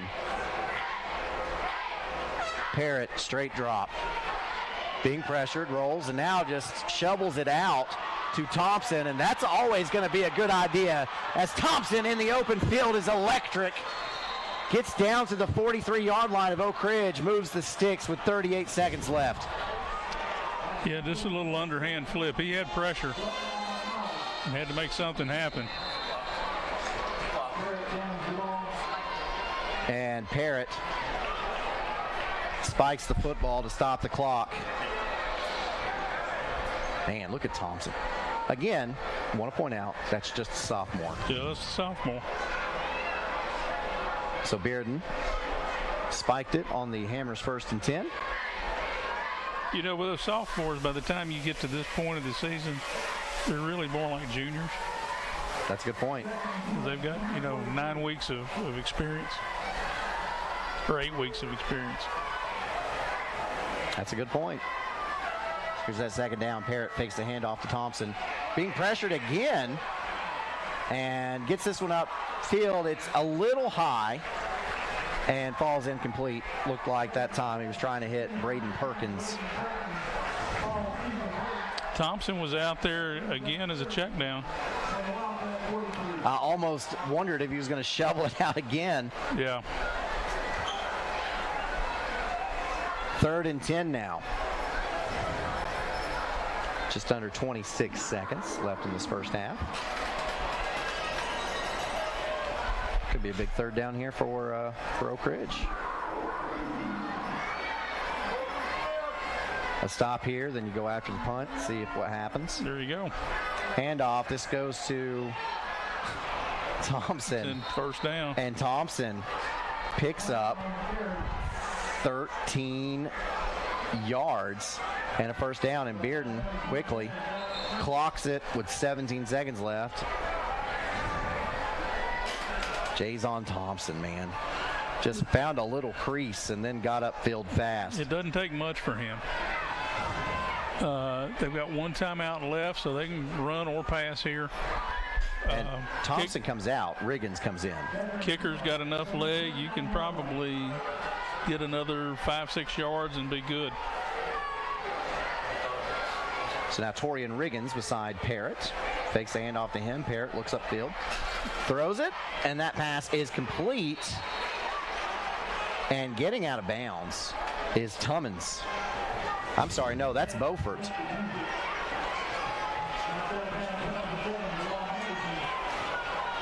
That stops the clock. 11 and a half. Yeah. Pick up a 6. Makes it 3rd and 4. 11 seconds left. Now, Bearden does have that final timeout, too, so really you can go anywhere with the football here. You can. And if you kick it from here, I think you've got plenty of leg. Kenny has shown us tonight he can kick long field goals. Parrott rolls to his left. And that pass is almost picked off. Oh, my goodness. And that's Brandon Hayward, who is normally a surefire receiver. Yeah. Whew. I think he saw the end zone. Yeah. I would have. I wouldn't have got there, but I'd have seen it. Look at that Chuck Fleischman replay. Oh, man, he can't believe it. And now Oak Ridge is going to take the timeout as Bearden was coming out to attempt that field goal we talked about. This timeout brought to you by Patterson's Appliances. Hiring now for sales, delivery techs, and service techs. Find them on Indeed to apply. On-site care in Kingston is accepting new patients. Nurse practitioner Candace Templeton has over 25 years of healthcare experience in offering management of chronic care conditions. On-site care offers free sports physicals for established patients. Plus, on-site care offers hormone replacement therapy with compounded pellets. And now On-Site Care welcomes Darren Wright, a board-certified family nurse practitioner who will be accepting new patients. Call 865-285-9588 to schedule an appointment at On-Site Care. At Ray Varner Ford in Clinton, we believe in turning moments into memories. From life's milestones and growing families, Ford is there every step of the way. How about a new 2023 Ford Edge all-wheel drive ST, $42,545. 2023 Ford F-150 Super Crew, $53,398. 2023 Ford Escape all-wheel drive ST, $33,939. Local you trust? A new Ford your family can afford. Ray Varner Ford, your East Tennessee Ford dealership. Back to the OEB Law Game of the Week. Daniel Kinney. This is going to be about a 40-yarder from right inside the right hash. And Oak Ridge jumps off sides. Now it's going to be a 35-yarder. Yeah, Hayward was coming after that one. I mean, that's good if you time it right. So yeah, that does nothing. It's gonna give Bearden a Hammers 1st and 10, but with 5.9 seconds left on the clock, they're still going to attempt the field goal here. But instead, it is a 35-yard attempt for Kinney. Snap, set, kick is on the way. No good. No good. It's wide left. And you know what? I bet Brandon Hayward is down there saying, that would have been good from 40. Yeah. So, Oak Ridge, we'll see the Chuck Fleischman replay.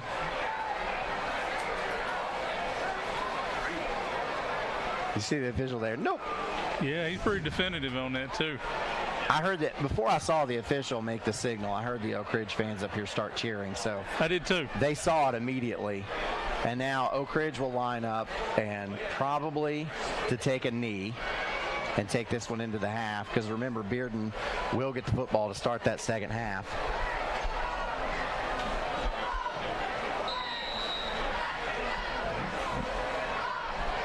And Stansberry will. It looked like he caught the ball on a knee. That's one way to do it. And that will take us into halftime. Been a back and forth game in the game the last 2 years. It's been a defensive struggle, and now offenses have gotten going, and Bearden leads over Oak Ridge at halftime by a score of 20-14. We've got halftime band coverage coming up, and when we have enough time, we'll try to get you some scores from around the area. Not much happening tonight, but we'll still try to grab you some scores. But stay tuned for this second half, folks. It's going to be a good one. This is your OEB Law Game of the Week.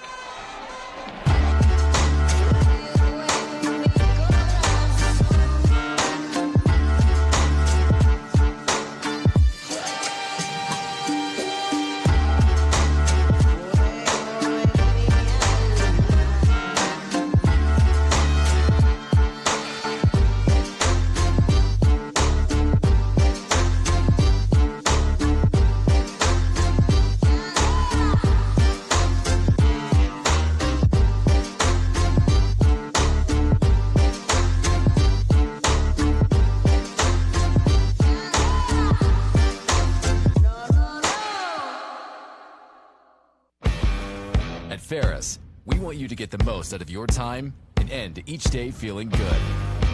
That's why we pioneered exclusive lawnmower suspension technology, allowing for full-speed mowing, even over the roughest terrain. Grow your business by getting more done in less time with Ferris. Ferris. Work hard, feel good. Found exclusively at independent Ferris dealers. At OEB Law, our home is your home. And your family is our family. And down here, family takes care of family. OEB Law feels like home.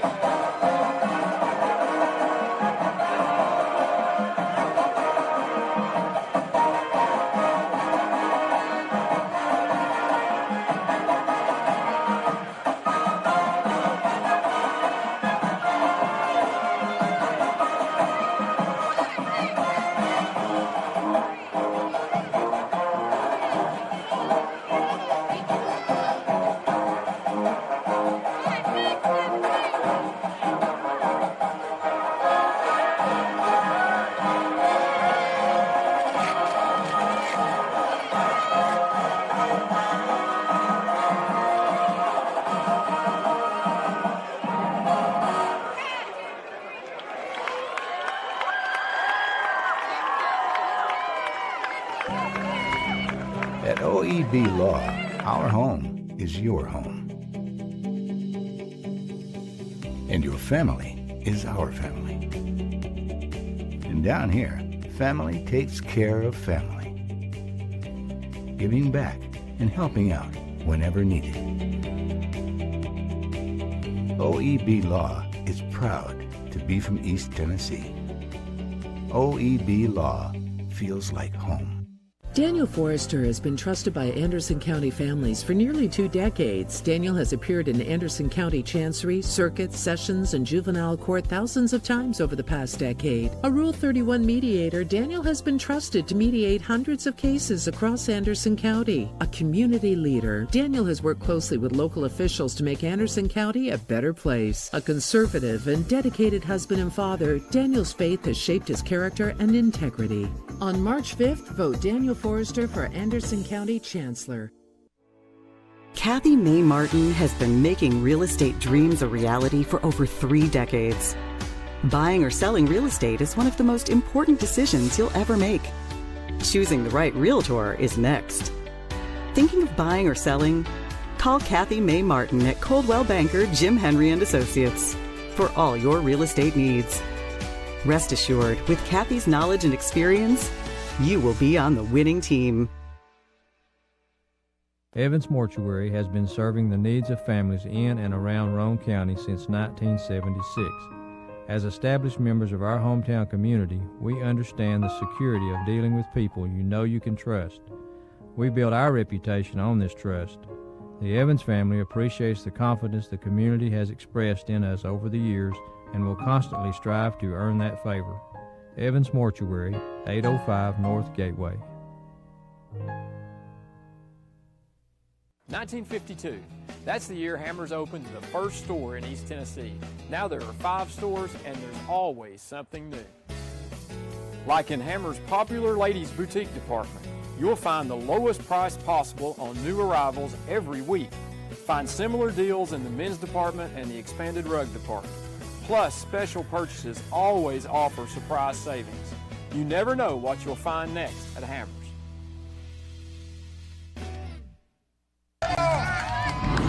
Here we go, Billy. Swing hard. As your local agent, I know you. I know every Saturday your son Billy plays Little League. We sponsor his team. And we know you love parking way too close to the field. That's why we tailor a unique policy for you and your car. Because sometimes something from out of left field can literally come from out of left field. That's simple human sense. Ask Griffin Insurance Agency in Kingston if auto owners make sense for you. Patterson's Appliances has been helping families like yours find quality home appliances from trusted brands including Whirlpool, Maytag, and KitchenAid for over 55 years. Our knowledgeable appliance specialists know how to outfit your kitchen or laundry room with the right appliances to meet your needs. We service what we sell with our own in-house factory-trained service technicians, and for the DIYers, our parts department is always ready to help customers find the appliance parts they need. Patterson's Home Appliances, because we care. A college degree can't be earned in just one day, but can be achieved by doing our best together, just one day at a time. From getting a great start with your Roane State Success Coach, to learning together in the classroom, accessing free tutoring in the Learning Center, and working one-on-one with your instructors. Together, we succeed, one day at a time. Oh, and free tuition helps. So apply at roanstate.edu now, and let's succeed together.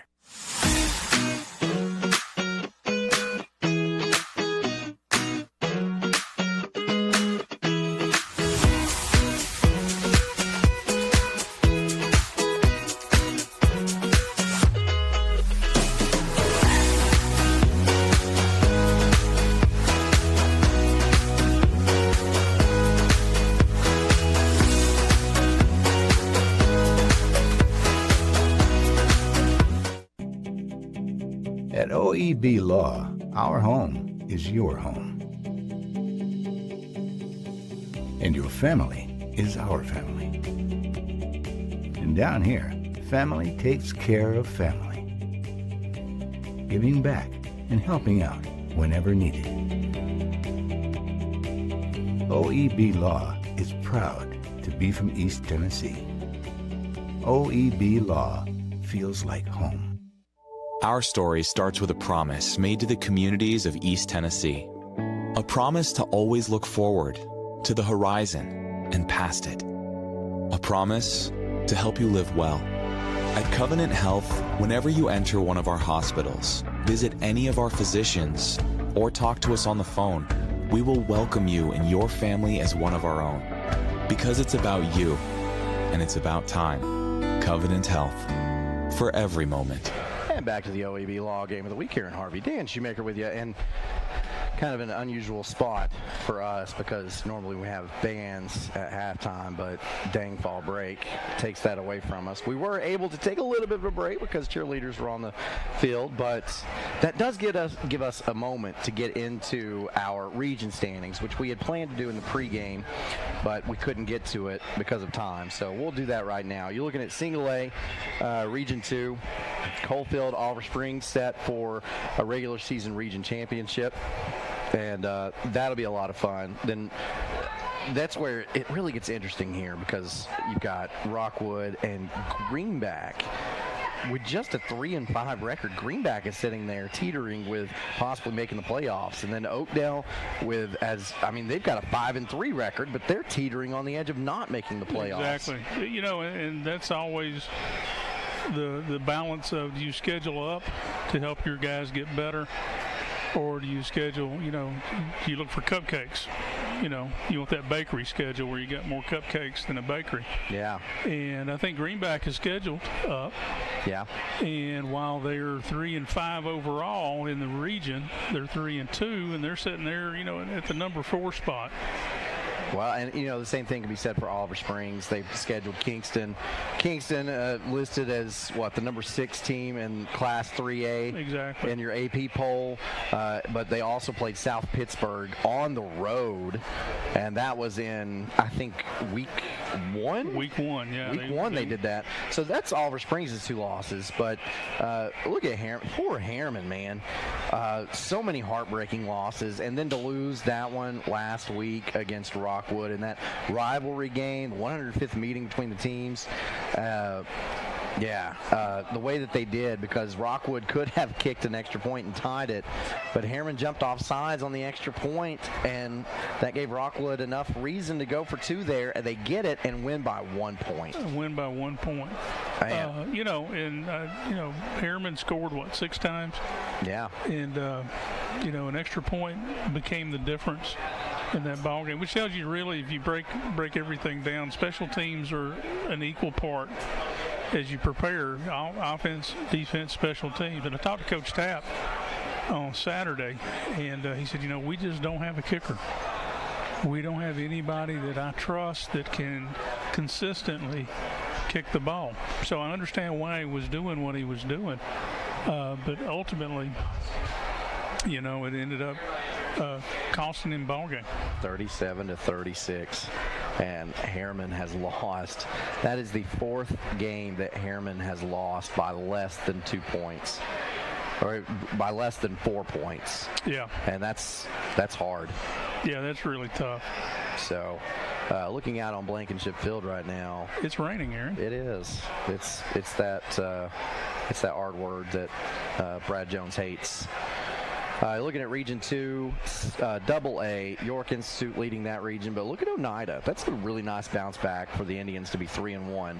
Their 1 region loss coming to York Institute. Yeah, coming at York. They went on the road and beat Polk County, and that was a tough ball game for them. But Coach May, Jimmy May, who's the first when I met him when his dad was the head coach there. Yeah, he's got them rolling. They won. Under Coach Jim May, won a state title in '92, I think. Yes. I was on the schedule that year. Coach Foster was the head coach then. Oh, that's fun, getting to play a state champion. Oh, which is not new to you. No. Alcoa was always on that schedule. You've had plenty of experience at that. Absolutely. The pregame speech you give when you're getting ready for Alcoa, I'll just go ahead and share this. The last time I told my guys, I said, we're going to be playing against some guys that are going to definitely be playing on Saturdays next year. We may be playing against some guys who may be playing on Sunday in a few years. Randall Cobb was on that team. Mm-hmm. And I said, this is a great way to measure and test yourself against the best. So let's go out there, and we got beat 50-something to nothing, so. Yeah. But you know what? It's on the schedule. You line up, you play it. Oh, absolutely, yeah. And, it's like I was talking about, with Sunbright in the pregame. You line up, you prepare the best you can, and then you go. And then you see the Region 2 AAA standings there. Alcoa sitting at number 1, Kingston at number 2. But as Brad Jones points out to us, you see there's a discrepancy there because Alcoa has only played 6 games. And that's because one of their games got taken away from them because they went to Greenville to play the Green Devils, and there was weather in the area. They could not get that game in, so it was a no contest, so nobody got a game in for that one. So Alcoa with a game less. I hate that rule. I'll just be honest with you. I would like to have seen them finish it at midnight, or let's come back up on Saturday or do something. Because if we're going to play the ball game, let's play it. Yeah, well, that was the second no contest for Greenville this season. Absolutely, yeah. So the Green Devils will only have 8 games this year. You see Region 2 4A, Anderson County up on top, that 4-4 overall record, but man, they have played some good teams, including the 2 teams that we have here tonight, Oak Ridge and Bearden. Yeah, you know, Anderson County, everybody wondered, you know, because they lost so many great players off that state championship team, how would they respond? And it took them a little while to get into the rhythm of what they do, but, you know, Coach Gillum's got a really good philosophy over there. Hey, we're going to do what we do, and we're going to play good competition to get ready for this region run. And you look, and the proof's in the pudding right there, 3-0. Yeah, you saw Gibbs was listed as ranked in the AP rankings, but Anderson County was not. That will change. I fully expect Anderson County to beat Gibbs and win that regular season championship. But also, speaking of Anderson County, we had them on week 1 when they played Powell, and that offense just didn't look as good as it looks now. I think they got the transfer quarterback in, Zay Hall, and I think he was able to, after a couple weeks, really mesh with the offense and got comfortable. And now it's a great fit having him there. You know, he missed out on spring practice. Yeah. And there's a lot of learning goes on in spring practice. And you can run all the 7-on-7 and stuff that you want in the summertime, and it helps, but it's not like getting out there with contact spring practice. So I think Zay Hall has figured what Coach Gillum's running, and Coach Gillum has figured out what he can do as well. You know, that street runs both ways. You look at Region 2 5A West, probably not as good as they were last year, but still really doggone good. Yeah. And you see Powell is sitting right there, also undefeated in the region. So when Powell and West play, that will presumably be for a region championship, and that I believe is going to be a heck of a game. Yeah, we've got some pretty big matchups, you know, coming down the pike to figure out the first and the second, and even the third and the fourth. I know both these teams tonight. Oak Ridge has a big game next week with Lenoir City. Yeah. To kind of figure out who's going to be in charge there. Yeah, and what's interesting is, I was telling you, saw that score earlier. Heritage, was up on Lenoir City early, and I think it was 14-0 at halftime, and that is extremely surprising to me. But Lenoir City, what a bounce back that program has made over the last couple of seasons to be in the position that it is in. Yeah, they've had some coaching change, some turmoil, you know, and you know, Oak Ridge, same thing. You know, yeah. They bring in a coach to replace Coach Gaddis, who's been an institution here. Yeah. And then and he doesn't work out, Coach Cummings, and so then Coach Rang comes in, you know, and grabs the bull by the horn, so to speak, and really gets things running. Evidently, Lenoir City's been able to do the same. So moving on from there, Region 2 6A, got Bearden and Bradley Central. They will play in week 11. Yeah, that's going to be for the championship pretty much. So how about Bearden? This is a magical year for the Bulldogs. Anytime they beat Farragut, they're going to be really, really happy. That is their arch nemesis. But to beat Farragut and also beat Maryville in the same year, that's special. That's about like Tennessee beating Florida and Alabama in the same year last year. You know, and you'd have to look back probably over a lot of years to find out when that happened the last time. Yeah, for sure. So that'll do it really quickly, and then we'll go to break and then come back and get this thing kicked off. Another Daniel Forrester for Chancellor kickoff. But if you are going to the half and you are Coach Derek Rang, what do you tell your Wildcats? I tell them, number one, stick to the plan. The plan is working. You know, we had a couple of miscues in the first half that put us in a bad spot, but we're going to come out. We're going to kick off to them. We're going to try to get the 3 and out and get the ball back and get this thing back under control. And on the other side, as Coach Jones, I would say, hey, let's keep rolling with what we're doing. The throw game's there. I said in the do's and the don'ts, use all of your offensive weapons, and Coach Jones for Bearden has done that. So if I'm him, I'm saying, hey, guys, let's just keep the plan. Let's keep going and doing what we're doing. Don't worry about this rain because it looks like it's getting out of here. Doesn't look too bad. Yeah. Umbrellas are starting to go down. So, we'll stay with what we're doing. And you saw those sponsors come up on the bottom of your screen. I want to run those over just real quick and say a big thank you to Mayor Warren Gooch, City Councilman Sean Gleason, the big Wildcat supporters Ryan and Blake Overton as well.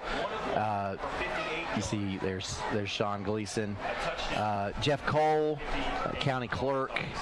Also a big thank you to Rex Lynch, the Circuit Court Clerk, Tim Shelton, the Register of Deeds, Representative John Reagan, representing the 33rd District, and Climax Roofing and Renovations, LLC. I know I enjoy being in Blankenship Field, and we can't do it without our sponsors, so I want to thank all of those for coming on board along with our normal sponsors. So we'll take a break, and when we get back, we will get kicked off with the second half here at Blankenship Field, as it is Bearden leading over Oak Ridge 20-14 in the OEB Law Game of the Week.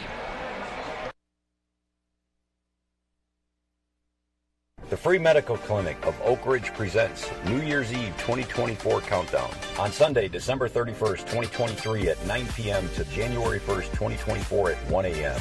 Live band, food truck, hot air balloons, sponsored by Tennessee College of Applied Technology, Baird, the City of Oak Ridge, David Coffey, BBB Communication, and Holloway Event Company. Ball drop and fireworks. Come with your friends and family to count down the new year together. Don't miss it. Free to the public. For more information, go to fmcor.org. Fan Gear Barn is Oak Ridge's source for new and vintage sports fan gear from around the world of sports. Find your favorite team gear at Fan Gear Barn, located at 977 Oak Ridge Turnpike, across from the hospital. Open 10 a.m. to 7 p.m., 6 days a week. Closed on Sundays. Energize your home with natural gas from ORUD, your affordable energy choice. See all the ways natural gas can improve your home by visiting one of the ORUD showrooms in Oak Ridge or Kingston. New gas appliances run more efficiently. They provide hot water when you need it, precise heat control for cooking, and can dry clothes in about half the time. Comfort you can feel. Savings you can use. ORUD Natural Gas. On-Site Care in Kingston is accepting new patients. Nurse practitioner Candace Templeton has over 25 years of healthcare experience in offering management of chronic care conditions. On-Site Care offers free sports physicals for established patients. Plus, On-Site Care offers hormone replacement therapy with compounded pellets. And now On-Site Care welcomes Darren Wright, a board-certified family nurse practitioner who will be accepting new patients. Call 865-285-9588 to schedule an appointment at On-Site Care. At Ray Varner Ford in Clinton, we believe in turning moments into memories. From life's milestones and growing families, Ford is there every step of the way. How about a new 2023 Ford Edge all-wheel drive ST 42545, 2023 Ford F-150 Super Crew 53398, 2023 Ford Escape all-wheel drive ST 33939. Local you trust? A new Ford your family can afford. Ray Varner Ford, your East Tennessee Ford dealership.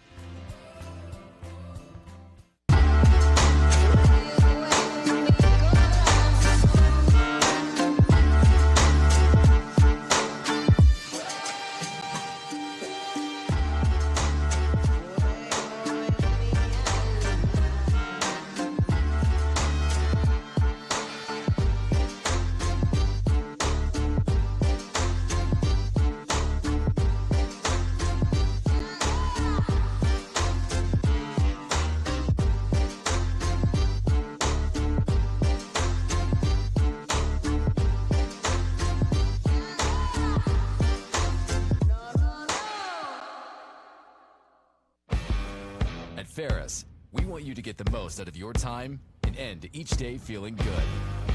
That's why we pioneered exclusive lawnmower suspension technology, allowing for full-speed mowing, even over the roughest terrain. Grow your business by getting more done in less time with Ferris. Ferris. Work hard, feel good. Found exclusively at independent Ferris dealers. At OEB Law, our home is your home. And your family is our family. And down here, family takes care of family.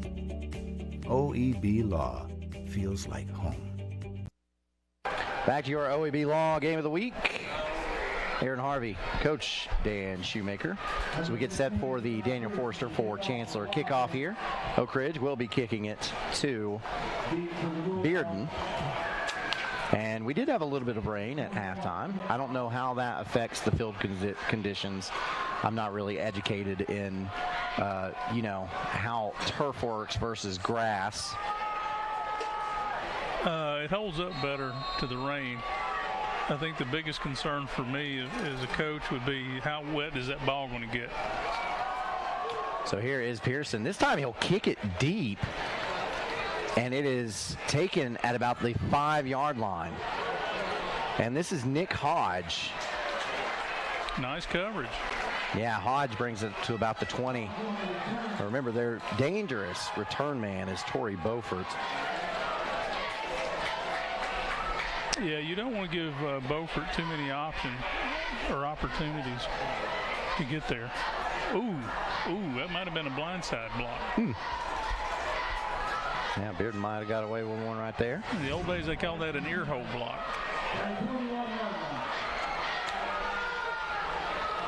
So a Hammers 1st and 10 at the Bearden 21. As Drew Parrott brings his team back out onto the field. And the handoff this time goes to Thompson. And Thompson somehow finds 3 yards on first down. I was going to say, yeah, probably 3 yards, a little more. Yeah, it looks like now they're giving him 4. That'll bring up 2nd and 6. You know, you watch him, he falls forward right there. That's the sign of a good running back. When they get tackled, that's one thing, but if they fall forward, there's an extra yard in it.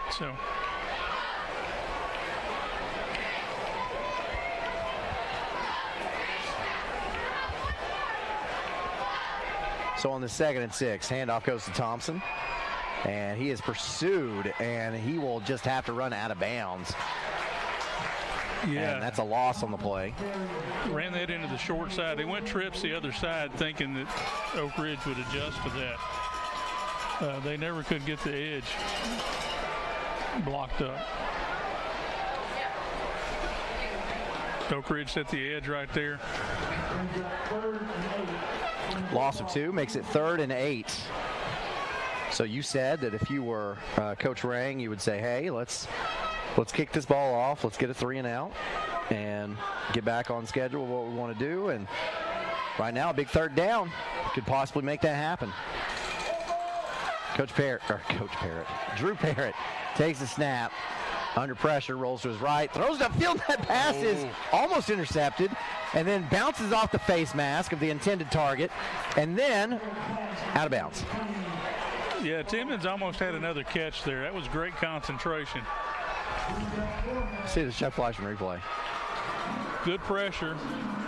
Gets the quarterback off his spot, and boom.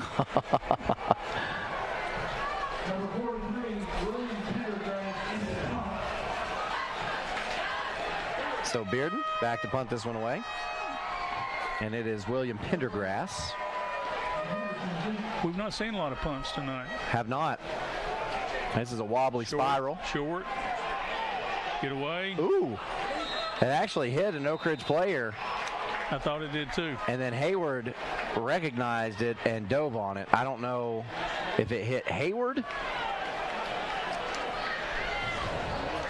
but that was a heads-up play by Hayward regardless. It's always a danger on the short kick. It did hit Hayward, yeah. So he was able to jump on that, and Oak Ridge has great field position. That was a heads-up play. Certainly was. That was a heads-up play. Hammers 1st and 10, ball at the 43-yard line of the Wildcats. Man in motion, that's Presley. Takes a hand off to Dozier, instead throws it out to Rembert. Rembert gets across midfield. And he'll have just enough for the Hammers 1st and 10. They lined up in doubles, brought the slot back over in motion to give them trips to the bottom. And you really didn't see a reaction out of the Bearden defense. So it gave them an extra blocker over there. And now quickly back up to the line. Here's a snap. Handoff goes to Dozier. Dozier with running room. Up the sideline, across the 25. He'll be down at the 24, and that is definitely enough for another Hammers 1st and 10. On the replay, he's got a nice little jump cut here that gets him probably another 8 or 9 yards. We'll ask nicely if Chuck Fleischman will pull that back up for us. Come on, Chuck. It may have to wait after this play, though, because Oak Ridge hurries up to the line. Freeze. Yeah. Hard count. Looks at the sideline, gets the play. 15 seconds on the play clock. Pass over the middle, actually to the sideline, is incomplete, intended for Rembert. Good protection. So here's that play. He's going here, and he's got a little jump cut. Boom, right there. Made him miss. Man, there's a lot of talent on that field tonight. There really is. 2nd and 10. After that incomplete pass. Hand off Dozier. Same play. Yep, this time he'll get down inside the 20 at about the 16-yard line.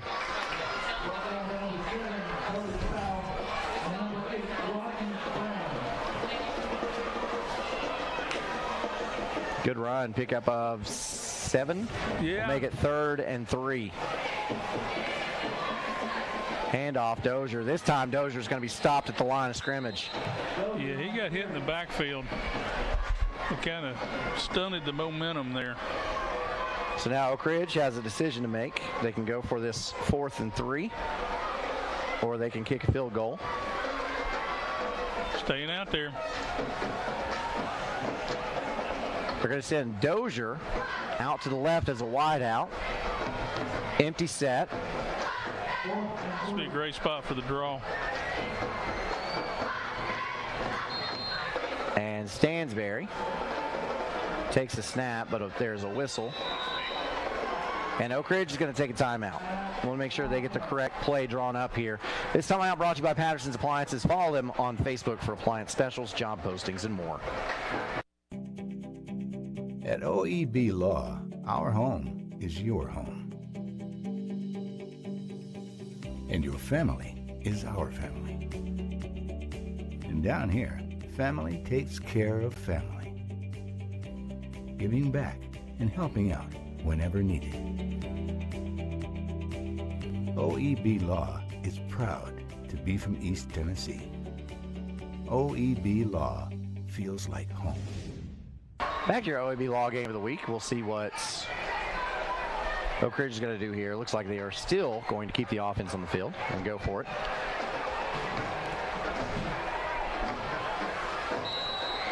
In a different set, though. Yeah, different set. You notice there's a lot more guys to the left in the box. Oh, and they run the jet sweep to Rembert. And he's got the first down.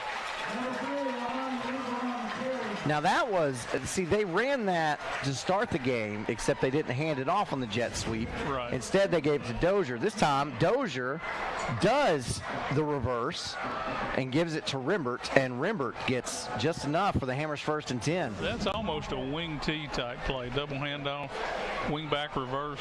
And here's Dozier inside the 5-yard line. And he may have enough for another first down. He's going to be close. Those big guys up front are working hard right here. Look at that crease. Yep, 2nd and short. Handoff Dozier. Dozier looking for the end zone. He's in. That's a Sabre Beauchamp. Touchdown, Oak Ridge. Wildcats tie it up with a chance to take the lead with an extra point. And this is about what we expected more of Dozier in that first half. Yeah, he's a powerful runner. He runs through tackles. He doesn't shy away from contact at all.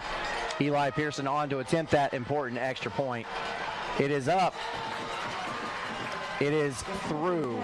Oak Ridge strikes first in the second half. Wildcats now lead it here 21-20 with 8:40 left to go in the third quarter of your OEB Law Game of the Week. Daniel Forrester has been trusted by Anderson County families for nearly 2 decades. Daniel has appeared in Anderson County Chancery, Circuit, Sessions, and Juvenile Court thousands of times over the past decade. A Rule 31 mediator, Daniel has been trusted to mediate hundreds of cases across Anderson County. A community leader, Daniel has worked closely with local officials to make Anderson County a better place. A conservative and dedicated husband and father, Daniel's faith has shaped his character and integrity. On March 5th, vote Daniel Forrester for Anderson County Chancellor. Back to the OEB Law Game of the Week as Oak Ridge will get set to kick this off to Bearden. But first, I want to tell you some scores of interest. McMinn Central leads Kingston at halftime, 21-7. Ooh, I didn't see that one. I didn't either, but another one that I didn't see coming. In the fourth quarter, Heritage leads over Lenoir City 35-0. At halftime, Wartburg leads over Sunbright 34-0. So there was some scores of interest. Not a lot going on around the area. I want to update you on the Maryville score too. Maryville is up on Cleveland in the third quarter, 24-7. As we get set for this Daniel Forrester for Chancellor kickoff. Pearson, we'll see what he does now. Bearden's kind of adjusted the way it lines up for returns. And now this is a pooch kick taken at the 25, and then a great big return into the Oak Ridge side of the field. When you don't get that pooch way up in the air, your guys don't get an opportunity to get down and cover. You're susceptible to returns just like that. Man. So that kind of backfires. Oak Ridge tries to eliminate the long return by the talented return men. Instead, pooches it up and gets a great return anyway, as Bearden is already in Wildcat territory. Hammers first and 10. Handoff. This goes to Thompson. Thompson stacked up at the line of scrimmage for no gain. They had that one diagnosed early.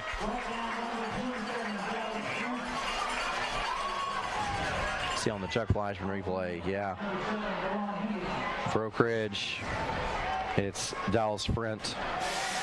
And as you can see, the safeties are really a big piece of this run game, or play in the run game.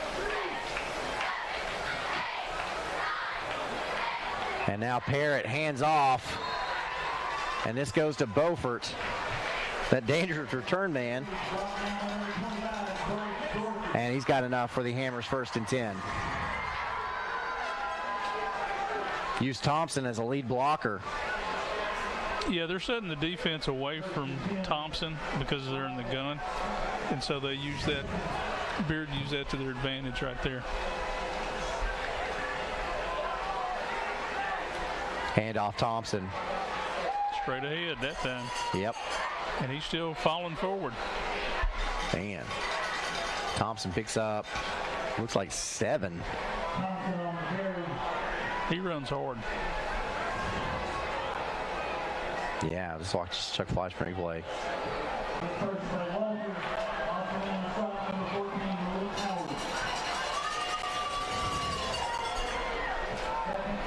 Jason Thompson stands at 5'10", 184 pounds. And this time Thompson is stopped for maybe a gain of 1, and that will bring up third and short.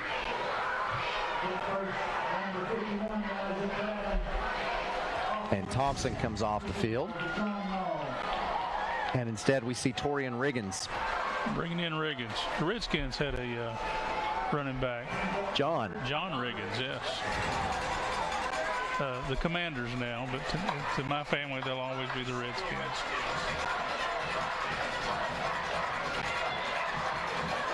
And you see Riggins.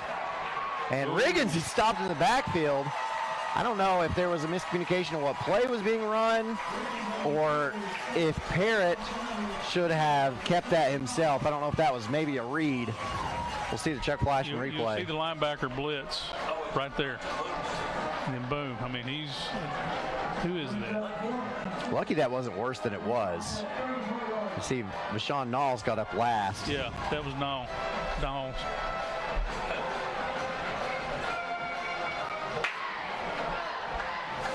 Fourth down. And Bearden going to bring the offense back onto the field. Yeah, this is kind of 4 down space right here. Oh. And here is Parrott. And his pass is incomplete. Dampness for that rain, I think. Yeah, trying to hit Braden Buchanan that time. But Oak Ridge takes over on downs with a 1-point lead. See the check flash and replay. It was in a great spot. Just went right through his hands. You know, Oak Ridge didn't get a 3 and out there, but was able to get a stop and get their defense off the field. So how important was that double pass from Brandon Hayward before the end of the half? Oh, I think that was huge. Handoff Dozier, reverses his field, and now gets up to the 40-yard line. And that's another one that falls forward. Did a lot of moving on that play, picks up 6 yards. That'll bring up 2nd and 4. And he kind of bends it back into the other side. Even when he gets turned around with his back to the goal line, he's still running. His legs are still churning.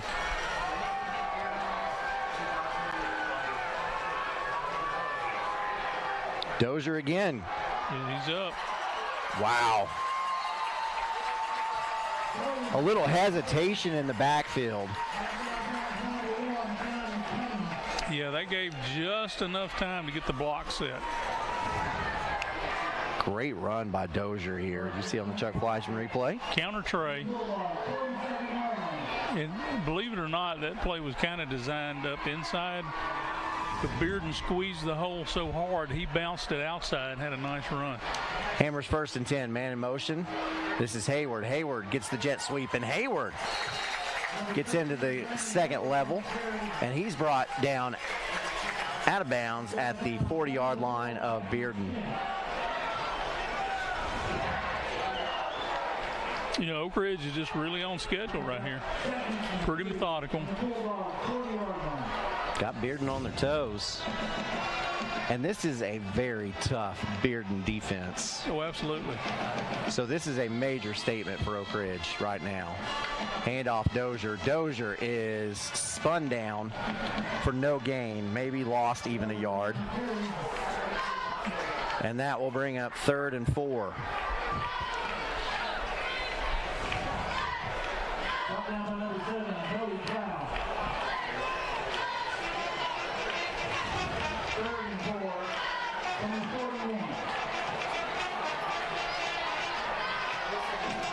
Oak Ridge, wide receivers for either side. Stansberry drops back to pass, got a man wide open. And still on his feet before finally being tackled out of bounds is Valen Henderson. Yeah. A freshman. First time we've called his name tonight. And he was open. Very open. I like the way he came back to the ball to kind of create some separation between himself and the corner. Brings up a Hammers 1st and 10. That was a nice route. Blaine Stansberry gets the play from the sideline. He'll line up with Dozier to his left. Also 3 wide receivers to his left. Takes a snap. Looks upfield. This pass is off the fingertips of Will Presley. Incomplete. But that was almost 6 more for Oak Ridge. That was right there, too. Whew. Presley just ran right by the coverage.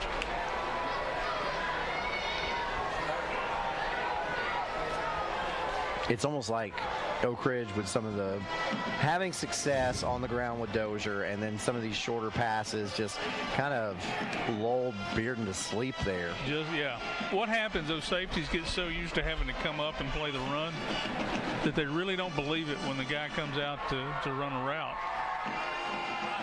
So a perfect time to throw that pass, but it just falls incomplete, as here is Dozier, and this time Dozier's stopped for a loss of 3. And that'll bring up 3rd and long. They're going to give him forward progress so that he only loses 1. Bearden just brought in 2 fresh defensive linemen.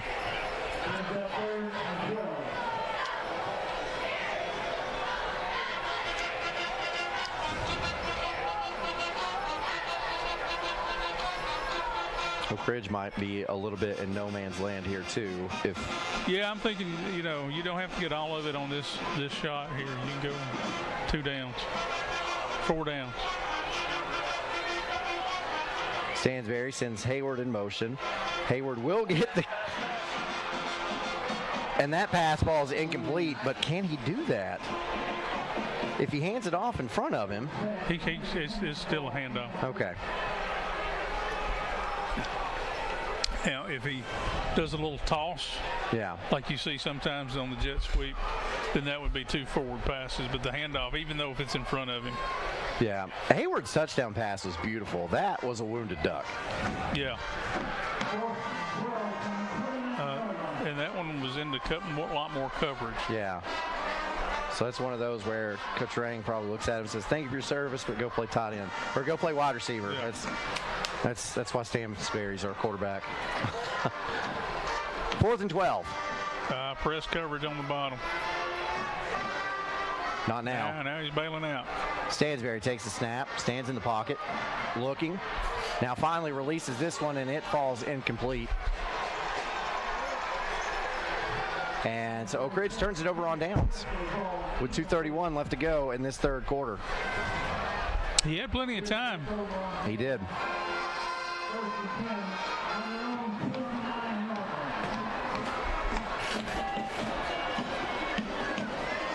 So Bearden gets the stop. That was an important stop. It was an important stop. Now, if you're Coach Jones and Bearden, you need to respond here.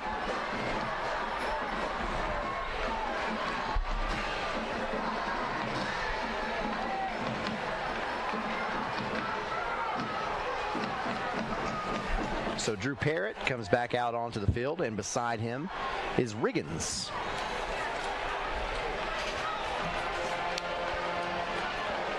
Parrott, straight drop, now gets up in the pocket, decides to run with it himself, and he will be tackled after a gain of 4. Coverage, that was nice coverage. Yeah, Parrott couldn't find anyone. Protection was good. Yeah, it was.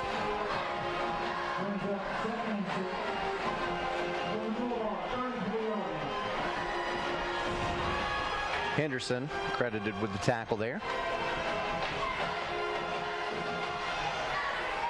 A lot of open space on the left side of the field there.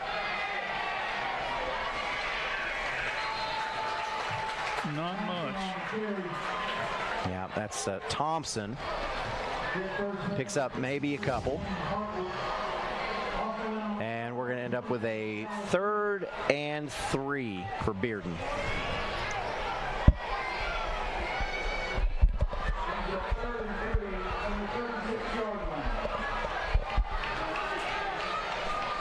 Two wideouts to the left side of the field. Hand off Thompson. Thompson looking for running room just inside his tight end, and he will have enough for a 1st down. So the Hammers' 1st and 10 will be spotted at the Bearden 41-yard line. It's a nice run. Didn't have to have much. And got exactly what he needed.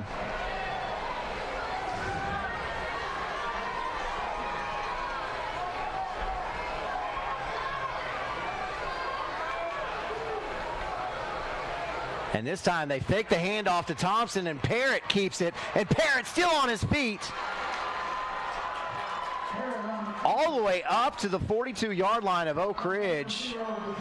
So from the 42 to the 42, my math tells me that's a 16-yard gain. Yeah, they pulled the left side to the right and pretty much sealed everything up. Everybody's playing Oak Ridge. Everybody, the defense is looking for Thompson. And so anytime you can go counter to what he's doing, it seems to be successful tonight.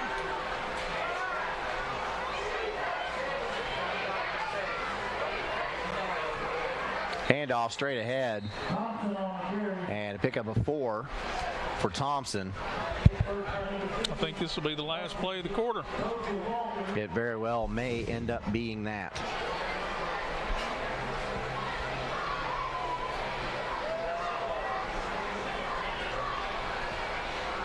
Still got 4 out of that. Yeah. And you are correct.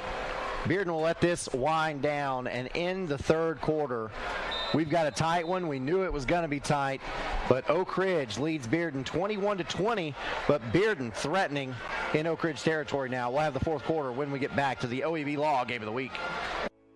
Kathy May Martin has been making real estate dreams a reality for over 3 decades. Buying or selling real estate is one of the most important decisions you'll ever make. Choosing the right realtor is next. Thinking of buying or selling? Call Kathy May Martin at Coldwell Banker Jim Henry & Associates for all your real estate needs. Rest assured, with Kathy's knowledge and experience, you will be on the winning team. Back to the OEB Law Game of the Week. We do have some final scores. Heritage defeats Lenoir City 35-0. Wow. Alcoa beats Scott High by the halftime score 49-0. Maryville leads Cleveland in the third quarter 34-7.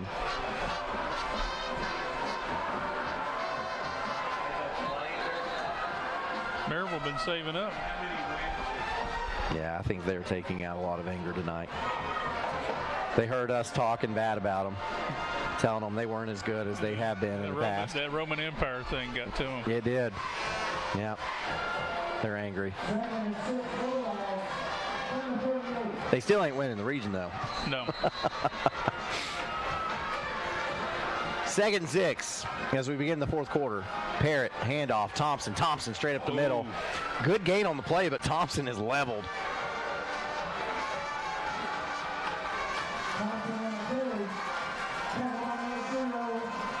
Is that Knowles again on that tackle? I believe it was. Let's see the Chuck Fleischman replay. Boom. Whew. Yeah, that's Sean Knowles, the leading tackler for this Oak Ridge team. And Bearden faces a 3rd and 3 now. Thompson out, Riggins in.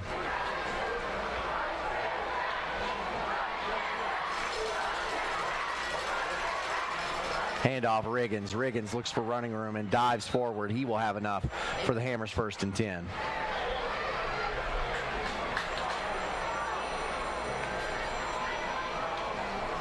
And I don't know if you're sitting there next to Riggins and you are Drew Parrott, you say, you know what, just get the first down. But yeah, okay. I saw the down marker had 4 on it. I was about to say, I don't believe so. I know he got that. And now they will move the sticks. Bearden has a Hammers 1st and 10. Ball spotted at the 32-yard line. 10:45 left to go in this game. The Bulldogs trail by 1. Riggins still in the game beside Parrott. 3 wide outs to the left, 1 to the right.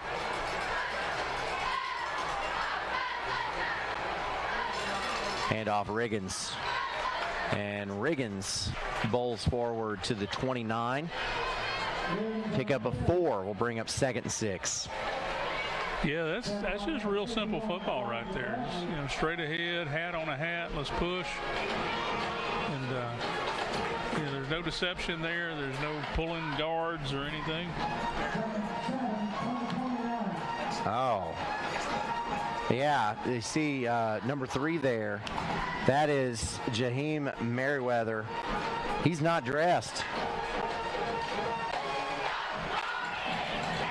He's one of the leading athletes on this Bearden team. As here is Thompson. Or is it? No, that's Beaufort. Beaufort with a 29-yard run from right to left for the Sabre Beauchamp. Touchdown, Bearden.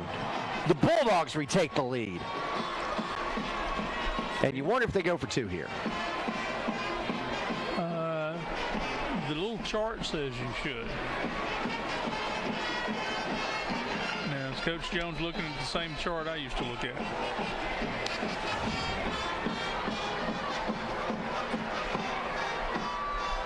Oh, man. He just found a little crease inside and made it happen. Yeah, like we're talking about how Meriwether is not out there, but it's not like Bearden is hurting for athletes even without him.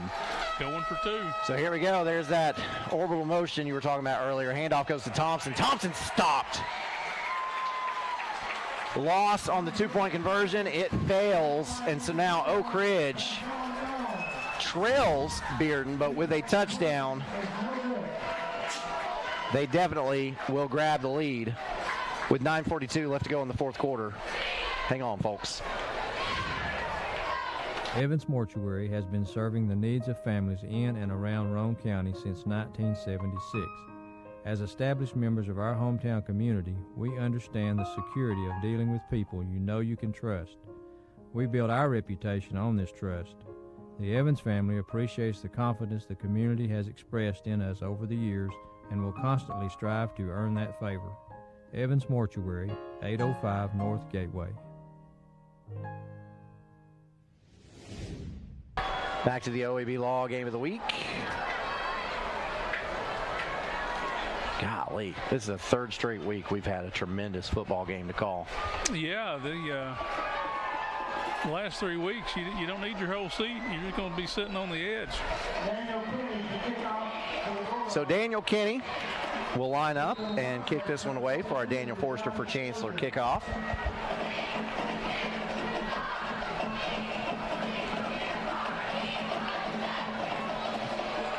And this is a deep kickoff that will go through the back of the end zone and give Oak Ridge the ball at the 20-yard line with the Hammers 1st and 10.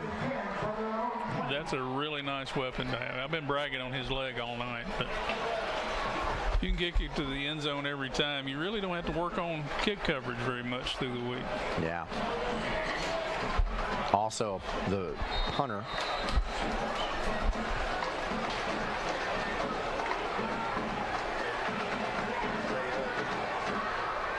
as Oak Ridge has it with the Hammers 1st and 10. Stansberry sends a man in motion. That's Presley. Handoff. This goes to Dozier. Dozier looks for running room and gets up to about the 26-yard line. Good pickup of 6 on first down. Brings up 2nd and 4. Yeah, if you're Oak Ridge, there's no panic here, right? No. Plenty of time left. Play your game. Just like you said, coming out of the half, let's just do what we do. Stansberry throws this one high and out to Hayward, and this pass is incomplete. And Hayward a little hobbled when he comes up. That'll bring up 3rd and 4. Looks like you got a little tape on that right ankle too. So.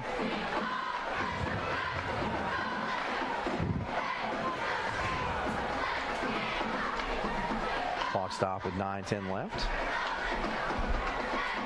Oak Ridge gets the play in. Stansberry sends Presley in motion again. And handoff goes to Dozier again. And Dozier stopped for no gain. That'll bring up 4th and 4. And Oak Ridge, no doubt, will punt this football away. Yeah, here comes the punt team. So Bearden forces a 3 and out right after taking the lead.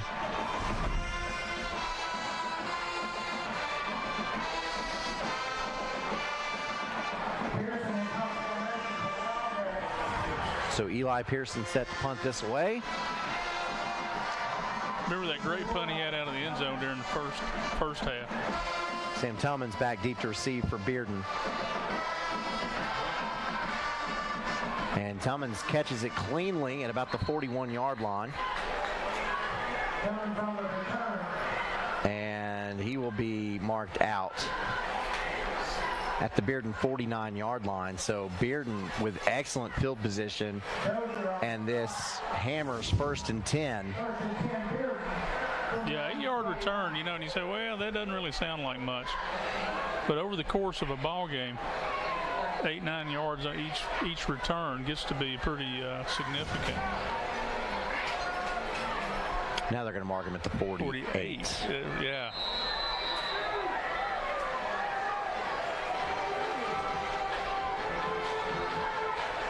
Parrott with Thompson beside him, 3 wide outs to the left. Handoff goes to Thompson up the middle, and Thompson quickly picks up about 6 yards. It should bring up 2nd and 4. That was a little scary. Oak Ridge brought the blitz, and he found the gap that wasn't covered. So now Bearden already in Oak Ridge territory, clock winding. Under 8 minutes to play now.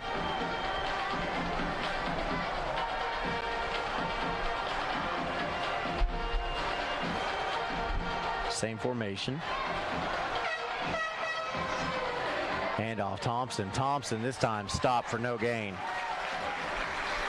3rd and 4. Nothing there that time. Thompson still down. Oh no.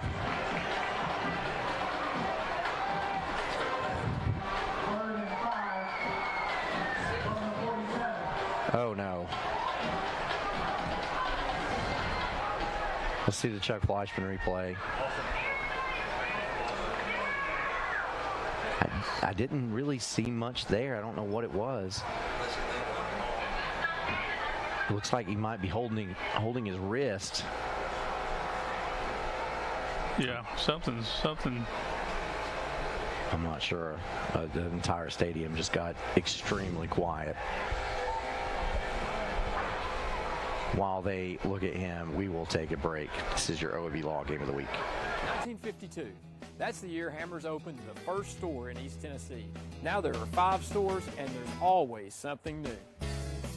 Like in Hammers' popular ladies' boutique department, you'll find the lowest price possible on new arrivals every week. Find similar deals in the men's department and the expanded rug department. Plus, special purchases always offer surprise savings. You never know what you'll find next at Hammers.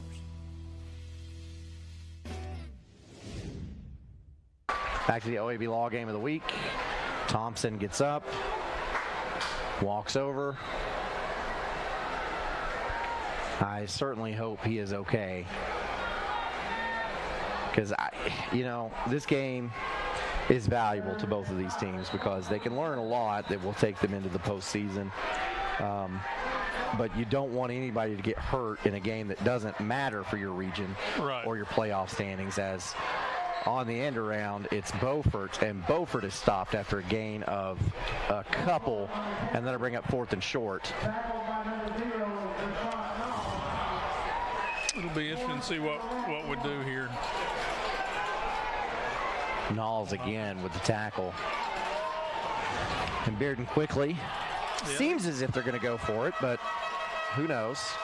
There's the hard count. There's the hard count. Go with the freeze. It's now Parrott gets the play call from the sidelines. Sends a man in motion. That's Beaufort. Ooh, that should be a flag. Ooh. Riggins jumped, but Bearden calls the timeout. And this timeout is brought to you by Patterson's Appliances, quality appliances from brands like Whirlpool, Maytag, and KitchenAid. Here we go, Billy. Swing hard. As your local agent, I know you. I know every Saturday your son Billy plays Little League.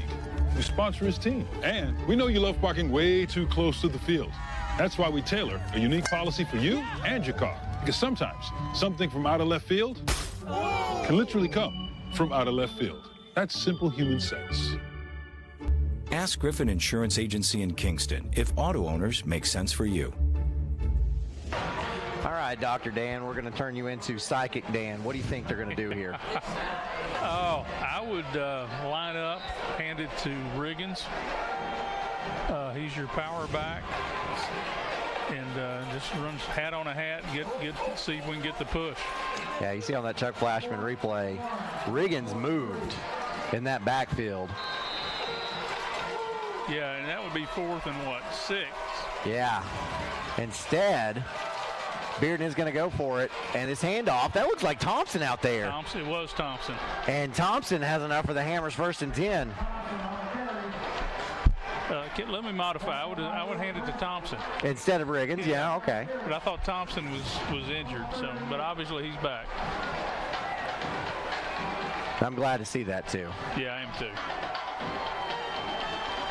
I think this offensive line for Bearden tonight has really done a good job of run blocking. I can't brag enough on them. So the Hammers 1st and 10, ball spotted at the 38-yard line.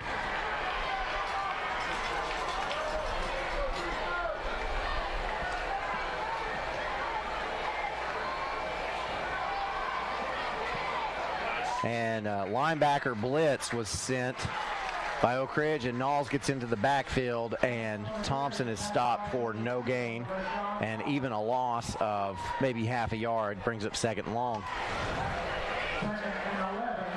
You notice Bearden starting to work the clock. They're snapping the ball with not much time left on the play clock. And getting that 4th down just now was extremely important for that reason. Yes. Keep that clock moving. 2nd and 11. Parrott gets the call, under 10 on the play clock. 2 back. Yep, those 2 backs are Thompson and Beaufort. And now we've got a flag on the play. False start on Bearden. Bulldogs will be penalized 5 yards, and that'll bring up 2nd and 16.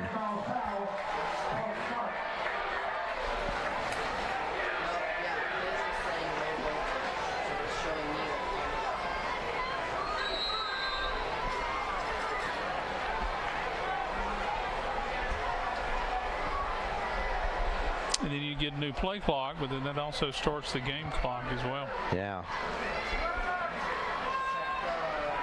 Handoff. He's out. Thompson gets into the secondary and gets into the end zone for the Sabra Beauchamp touchdown. Bearden, but there's a flag. Ooh. Flag back around the original line of scrimmage, which normally indicates a hold.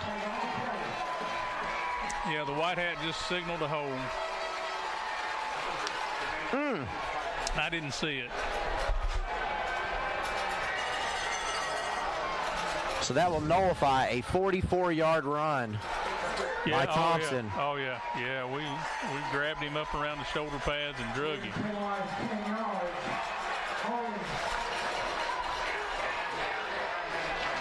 That is a big penalty. It's a huge penalty because this takes Bearden all the way back to their side of the field. Ball spotted at the Bearden 46-yard line. They've got to make the Oak Ridge 28. So let's see. The 2nd and 26.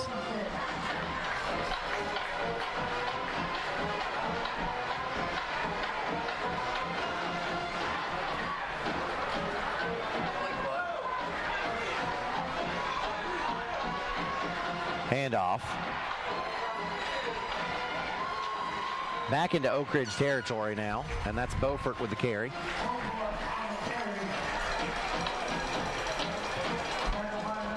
Gets to the 47, still needs the 28. Yeah, 3rd down. You feel like this is probably a passing down. 3rd and 19. Under 4 minutes to play in this game now. And if you can get it across the 40-yard line in the 38, 37 area, then you might consider going for it on 4th. I think if you're outside the 40-yard line, you're going to probably try to punt them deep.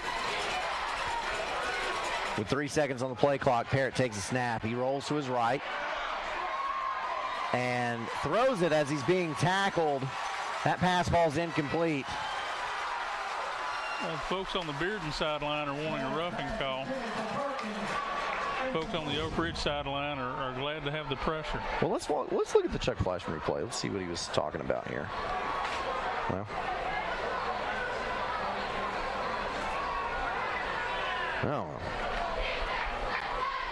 Wasn't that roughing? That's what he's saying right there. 4th and 19, on to punt this football is William Pendergrass. It looks like Will Presley back deep to receive for Oak Ridge. Pendergrass takes a snap.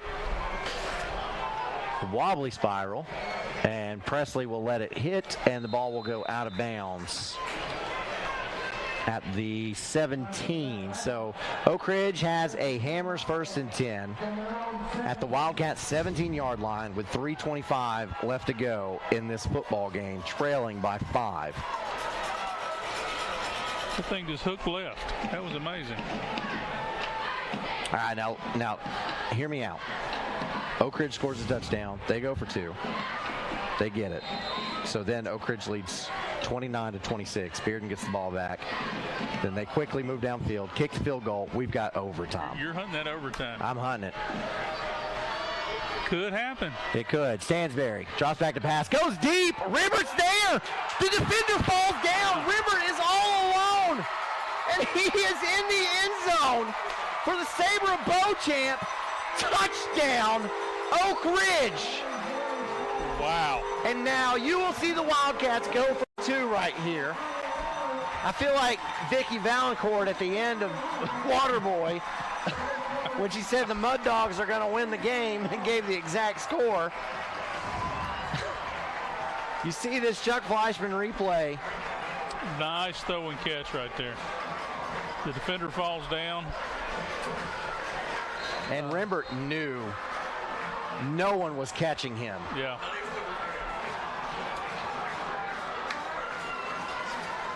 So here is Stansberry with that 2-point conversion try, and almost like a shotgun wishbone handoff.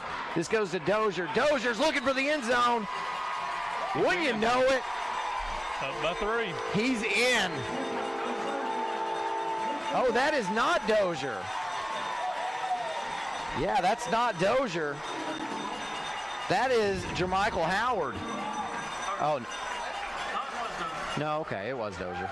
Okay, the ball came out. Ball came out after he got in the end zone. Okay. Well, you know, just like I said, Oak Ridge leads this game 29-26. 3:14 left to go, and we will have a kickoff, and Bearden will have a chance to respond in just a moment of your OEB Law Game of the Week. Patterson's Appliances has been helping families like yours find quality home appliances from trusted brands including Whirlpool, Maytag, and KitchenAid for over 55 years. Our knowledgeable appliance specialists know how to outfit your kitchen or laundry room with the right appliances to meet your needs. We service what we sell with our own in-house factory-trained service technicians, and for the DIYers, our parts department is always ready to help customers find the appliance parts they need. Patterson's Home Appliances, because we care. And back to your OEB Law Game of the Week. Aaron Harvey, Dan Shoemaker. You know, if this game does go into overtime, I'm going to be really jealous of you. Of me? Your first year with us, and you get an overtime game. That's an if. That's an if. We don't know yet. Because Eli Pearson gets set to kick this one away for our Daniel Forrester for Chancellor kickoff.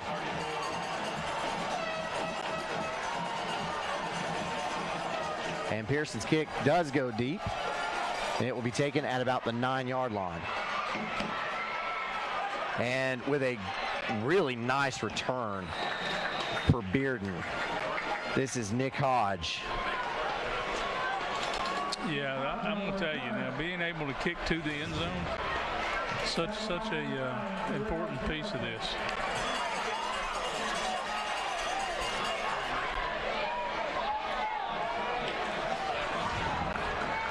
I think what Pearson does is he looks to see where Beaufort is on the field. Yeah. And then doesn't do that. Goes opposite, whatever that is. So here's Drew Parrott. Thompson in the backfield. Thompson with the carry on this Hammers 1st and 10. And Thompson gets almost 10 yards. They're going to give it to him. Another Hammers 1st and 10 at the Bearden 49-yard line. Clock running under 3 minutes now. Oak Ridge got to get a stop.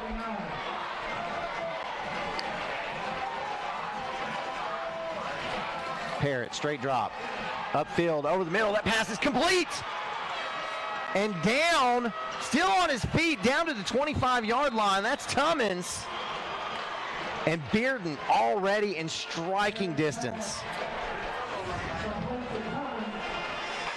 And Brad points out, they're in field goal range now. They are definitely in field goal range.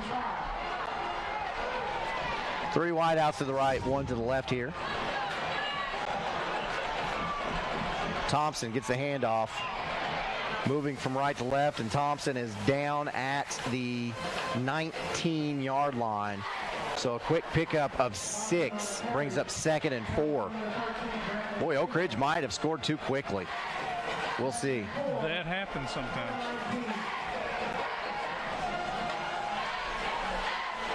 Looks like 2 backs. Handoff. This goes to Beaufort from left to right. Beaufort finds running room inside the 10.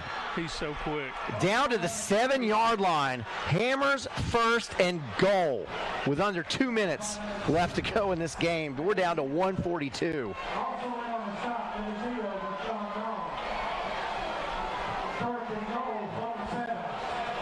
Now I think if you're Bearden, you're going to worry about scoring too fast as well. I think you're going to try to work a little more clock. Bearden handoff. I don't even want to say it. Sabre Beauchamp. Touchdown, Bulldogs. So now we need a missed extra point. Yeah, they should put them up by 4. What a game this has been. Back and forth. You got 2 great teams, man. Both of them playing well right now. Daniel Kinney on for the all-important extra point. Snap, set, kick on the way. It's good.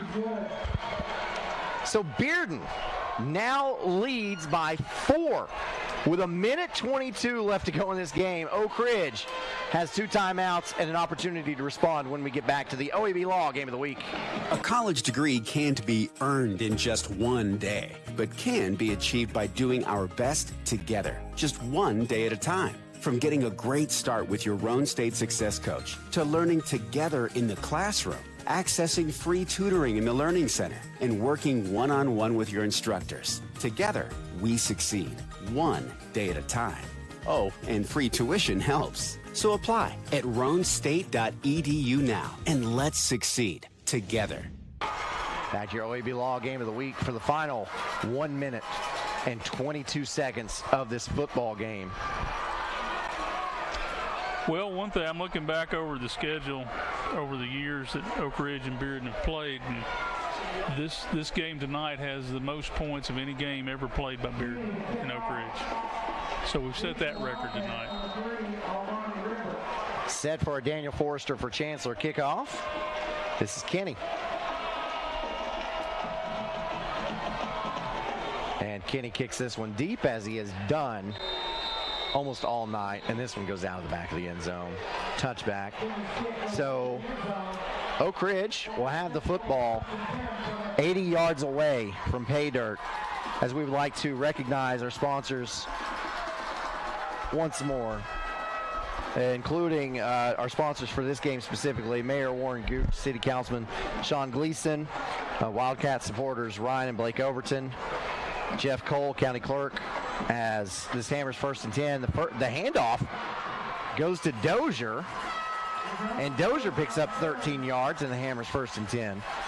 But also Rec Lynch, the Circuit Court Clerk Tim Shelton, Register of Deeds, Representative John Reagan of the 33rd District, and Climax Roofing and Renovations, LLC. Dozier with another carry. picks up 8. That'll bring up 2nd and 8. Bearden's playing 2 high safeties, kind of a nickel package right here. So the run is there. Do you have time to run? Ooh. Oh, my goodness. Wow, that was almost intercepted. Rimbert was going deep. And was by himself down there. So Stansberry and Rimbert not on the same page. And Bearden almost picked that one off. 3rd and 1, Stansberry. Oh. And doesn't cleanly get the snap, has to fall on it. Oak Ridge is going to have to take a timeout. It's back to the 21-yard line, and it's a 4th down. Looking at the replay, I'm not sure what happened there. I'm not either. Oak Ridge has to stop the clock. They do so with a timeout that's brought to you by Patterson's Appliances. Home appliance financing available. Apply online at pattersonsappliances.com.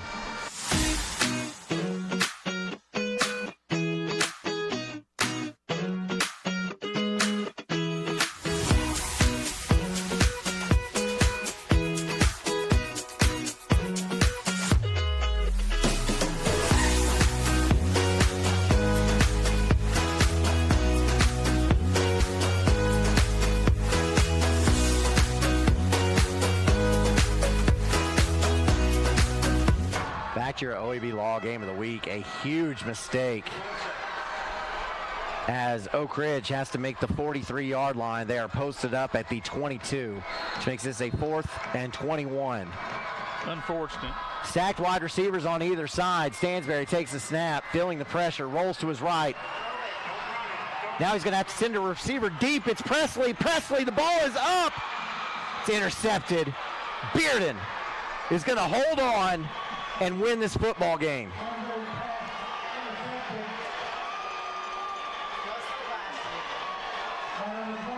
Wow. Oak Ridge does have 1 timeout, so they'll have to snap it twice. So it would take a catastrophic mistake for Bearden to lose this football game. But the Bulldogs are going to take a timeout right now.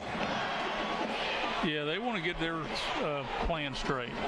So this timeout brought to you by Patterson's Appliances. Home appliance financing available. Apply online at pattersonsappliances.com. At OEB Law, our home is your home. And your family is our family. And down here, family takes care of family. Giving back and helping out whenever needed. OEB Law is proud to be from East Tennessee. OEB Law feels like home.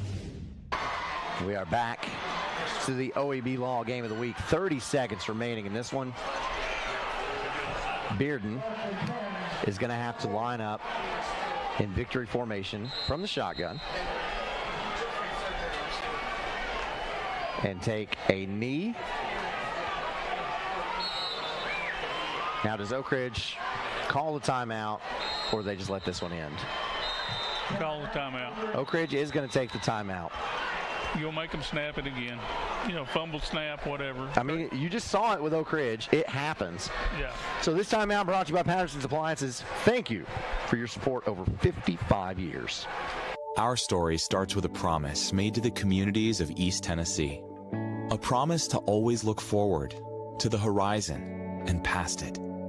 A promise to help you live well. At Covenant Health, whenever you enter one of our hospitals, visit any of our physicians, or talk to us on the phone, we will welcome you and your family as one of our own. Because it's about you, and it's about time. Covenant Health, for every moment. Back to your OEB Law Game of the Week. Bearden needs one more clean snap. They get it. Drew Parrott takes the knee, and he is 3-0 as a starting quarterback against Oak Ridge. The Wildcats are going to lose this game by 4. 2 years ago, the final score was 14-9. Last year, the final score was 14-10. This year, the final score 33-29. Yeah, we definitely hit the over tonight on this one. So Oak Ridge, I think, even falling tonight against Bearden makes a gigantic statement. As Bearden has 2 losses on the season, those losses came to West and not Maryville. It was West and Alcoa. But they very well could have won both of those games and led a lot of those games. Yeah, absolutely. It took the final the final drives of the game to defeat Bearden. Bearden could be undefeated. This is a great football team. And so if you're Oak Ridge, you're playing in 5A classification. Bearden is playing for region championship in the 6A classification in the region 2. So if you're Oak Ridge, yeah, you lost this football game, but man, you put up a great fight against a really, really good football team. Well, and the other thing I think too, you talk about iron sharpens iron. You get better by playing good people. And you learn a lot about yourself when you have the adversity and how do you respond to those kind of things. And so, yeah, this is going to get them ready for that playoff run. Yeah. This game was not designed to get you to the playoffs, obviously, because it's not a region game. But this game will get them ready when they do get to that playoff run and start seeing better teams in the 3rd round or so. Yeah, and you hope to learn something from this game that you can take into the playoffs. Like that snap, what happened in that snap in Oak Ridge's final drive? Stansbury didn't get it. You want that play to happen tonight and not in round 2 or round 3 of the playoffs. Absolutely. So this team moving forward will have that experience. But I got to tell you, it was a lot of fun seeing Thompson and Dozier on the same field as each other. Yeah, the fans got their money's worth tonight, obviously. Great football game, very exciting football game. You saw great defense at times. You saw great offense at times. The guys up front on the offensive line did a really nice job getting push when they needed to. Running backs were running hard. You had passing. You had lots of nice throws and catches. And here's the play where it ended, trying to make something happen. It was a great effort. Presley had a chance for that catch. Just the defender was in a better position. Right. And so I think running for his life out of bounds, I think you can't ask much more of Blaine Stansbury on that play. No. And he's a sophomore. Yeah. And he's been through the wars now. He's been through 9 weeks of this. He's getting better as well. So, as he moves forward, this experience has been good for him tonight as well. Yeah. Here's the one that they didn't miss on. Yeah. So they've got the quick strike capability. It's just a matter of getting in the right spot and getting that execution. And 4th and 28 or whatever that was. Yeah. There's not a lot of plays in the playbook for that. Yeah, that's tough. That's tough. So you see Coach Derek Rang talking to his team down there. I think a lot of really encouraging things can be taken from this one. Absolutely. Uh-oh, we're on camera. Oh, no. Wow.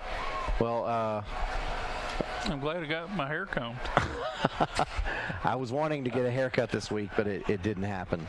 I stayed gone longer than I anticipated. Yeah. A couple good-looking guys on the screen there, I'd say. You go. Yeah, you and Brad look good. So, as we mentioned, got to see a lot of talent on this build tonight. Brandon Hayward is a senior for this Oak Ridge team. He'll be playing on Saturdays come next year. Dozier is a senior. He's got, I think, a good chance to play on Saturdays as well. Yeah, Knowles impresses me on defense. Yeah, very tough player. Just a hard-nosed player, does everything you ask him to do. Runs the blitz, runs coverage, plays the run well, all of those things. And then you bring him in on offense, too, at times. So that's pretty cool as well. Now, for Bearden, Torrey Beaufort, very talented wide receiver, just a sophomore. Right. Jason Thompson, the talented running back, just a sophomore. The quarterback, Drew Parrott, just a junior. That Bearden team's going to be tough again next year. I was going to say, yeah, they're going to rebuild whatever this year ends with. There'll be some holes. There's some seniors out there on that field, too. They're going to lose Tummins and Merriweather. But they've got a lot to bring back to the table, and they've got a lot to build with. So, you look forward.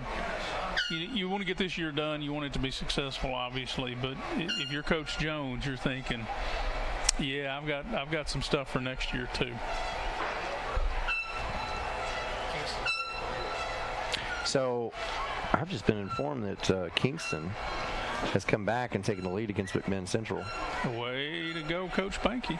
I just saw that score, and Kingston was down 14-21. So that was in the third quarter. I wonder what happened there.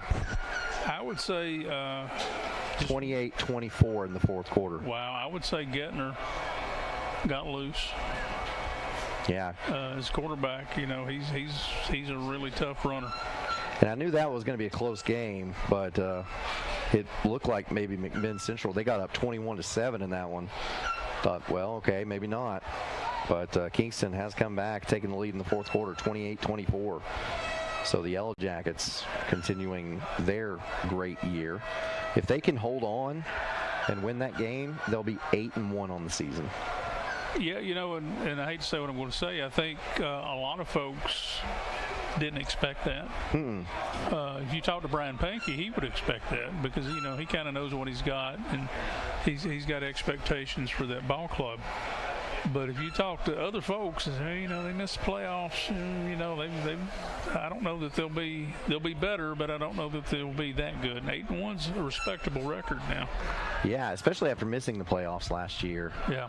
You come back this year, you beat the Loudon team that you've lost to the last couple of years. In fact, Kingston hadn't won that game since 2016. So you get that win. You're in good position. You're not in good position to win a region championship because you got Alcoa in your region. Right. So that's tough. But still, if Alcoa is in the same region as you, then maybe you can avoid playing them for a little bit. Yeah, if you can get that second spot, then you probably won't see them till the third round. Yeah. And so, stranger things have happened, obviously. But we used to say when Alcoa was in our region, they were the number one. Everybody else was playing for those other three spots. Yeah. And I think probably Region 3 feels the same way. Looking ahead, Maryville plays Alcoa next week. So that's Alcoa's next game is against Maryville. I think Maryville took a big step up tonight in their win against Cleveland. So we'll see. Maybe that game can be interesting. Bearden has got Morristown West. I think Bearden controls its own destiny, and it's a good spot to be in if you are those Bulldogs. Bradley Central plays Cleveland. Again, Bradley Central also controls its own destiny, and it's going to come down, I believe, to the Week 11 matchup between Bearden and Bradley Central. Next week, the game that we will be covering, Oliver Springs at Coalfield, and we can kind of assume right now that looks like that's going to be for a regular season region championship. Yeah, I believe it will. Rockwood's got Oakdale, so Oakdale trying to get into the playoffs. That'll be a big, important game for them. Let's see. Knox Halls has West. That could be a really good game. And looking in Region 3, Oak Ridge has Lenoir City. That's going to decide the region here. Yep. I think so. That'll define 1 and 2. And I'm curious what happened in Lenore City tonight. I did not see them getting beat 35-0 to Heritage. You know, they might have been looking ahead. They might have thought, well, you know, this one won't be very difficult. We'll look ahead and thinking about that Oak Ridge game. And sometimes when that happens, your kids don't get real focused, and bad things happen. So, I mean, we're coming down to the very end of this thing. I can't believe this is week 9. We got 2 more weeks ahead of us. That's it. And so next week we've got Coalfield and Auburn Springs. That one's taking place at Coalfield. So there you go. There's the graphic right there. Yeah, that should be a great game. And then on week 11 we've got a twofer. Yeah, well, we're not double header actually, but a Thursday-Friday deal. Yeah, and so we're really excited about that too, because it's that Thursday it is Rockwood at Coalfield, and then that Friday is Heritage at Clinton. Yeah, I'm excited for both of those. You know, Clinton should be in the playoffs. Yeah. I don't see them not being in the playoffs, but they still have a lot to play for. You know, even if it's just pride. And they've been struggling here lately. You want to see them get back on the good foot and get Coach Keith and his staff get everything headed back to where it should be. But all right, well, let me give you a couple other final scores from tonight, and then we will be able to send it to our free medical clinic Friday night scoreboard show. I'm not going to have Queener tonight, just going to have Jonathan Cox, and we'll have good old J. Brad Jones in the studio helping him out. Oh, no Cox. We'll have Queener. I got that mixed up. So it'll be Queener and Brad Jones on tonight. So stay tuned for that. Give a call in, tell us where you were, and give us a review of your games. There weren't a whole lot of games tonight. In the fourth quarter, this game's almost over. Dobbins-Bennett up on William Blunt, 46-21. Alcoa defeats Scott High, 49-0. Maryville beats Cleveland, 34-7. Heritage beat Lenore City, 35-0. Mex County, a winner over Polk County, 7-0. What defensive struggle there? Yeah. Wartburg defeats Sunbright tonight, 54-0. And in the fourth quarter again, and stay tuned for the free medical clinic Friday night scoreboard show. They'll get the final to you. Kingston up on McMinn Central by a score of 28-24. Great game there. So we're getting to the end of this season, unfortunately. But we certainly hope you enjoyed tonight's game. We know we did. And again, stay tuned for that Friday night scoreboard show brought to you by Free Medical Clinic. For Brad Jones, Dan Shoemaker, I'm Aaron Harvey saying good night, folks.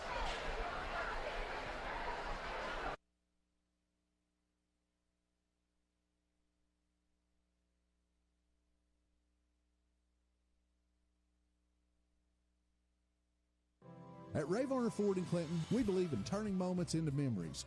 From life's milestones and growing families, Ford is there every step of the way. How about a new 2023 Ford Edge all-wheel drive ST, 42,545. 2023 Ford F-150 Super Crew, 53,398. 2023 Ford Escape all-wheel drive ST, 33,939. Local you trust? A new Ford your family can afford. Ray Varner Ford, your East Tennessee Ford dealership.